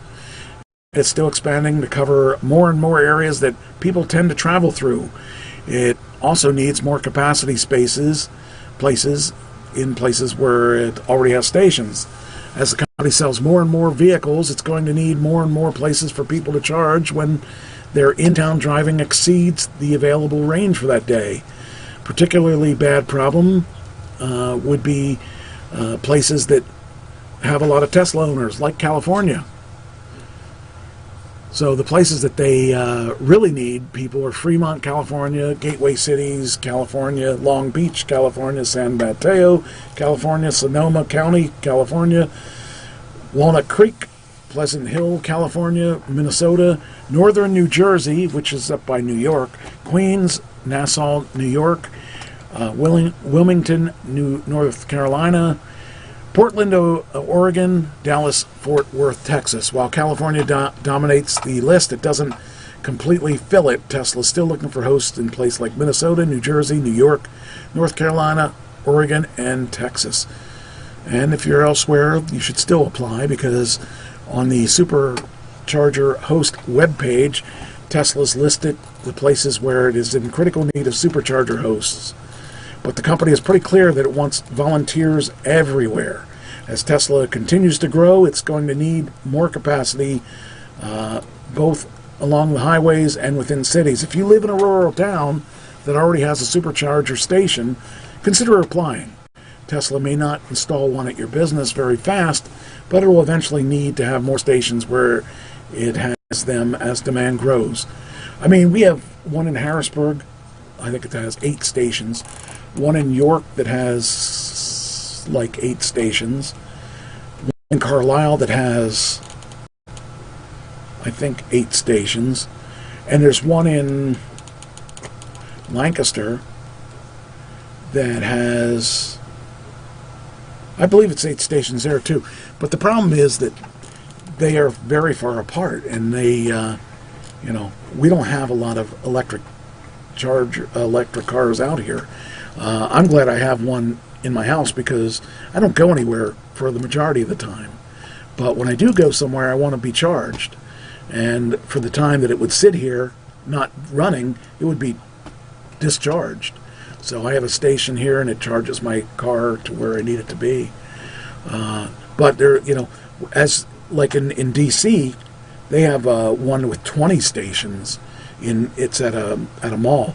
I wish they'd put more stations around here, and I'd like some stations around some other places like up north, up in Selinsgrove area. I'd like some that are in. I'd like one in Lebanon. I'd like one in more in like between here and Allentown, because I always have that thing that I'm worried about. Because I almost ran out of electric one time when I was coming back from New Jersey.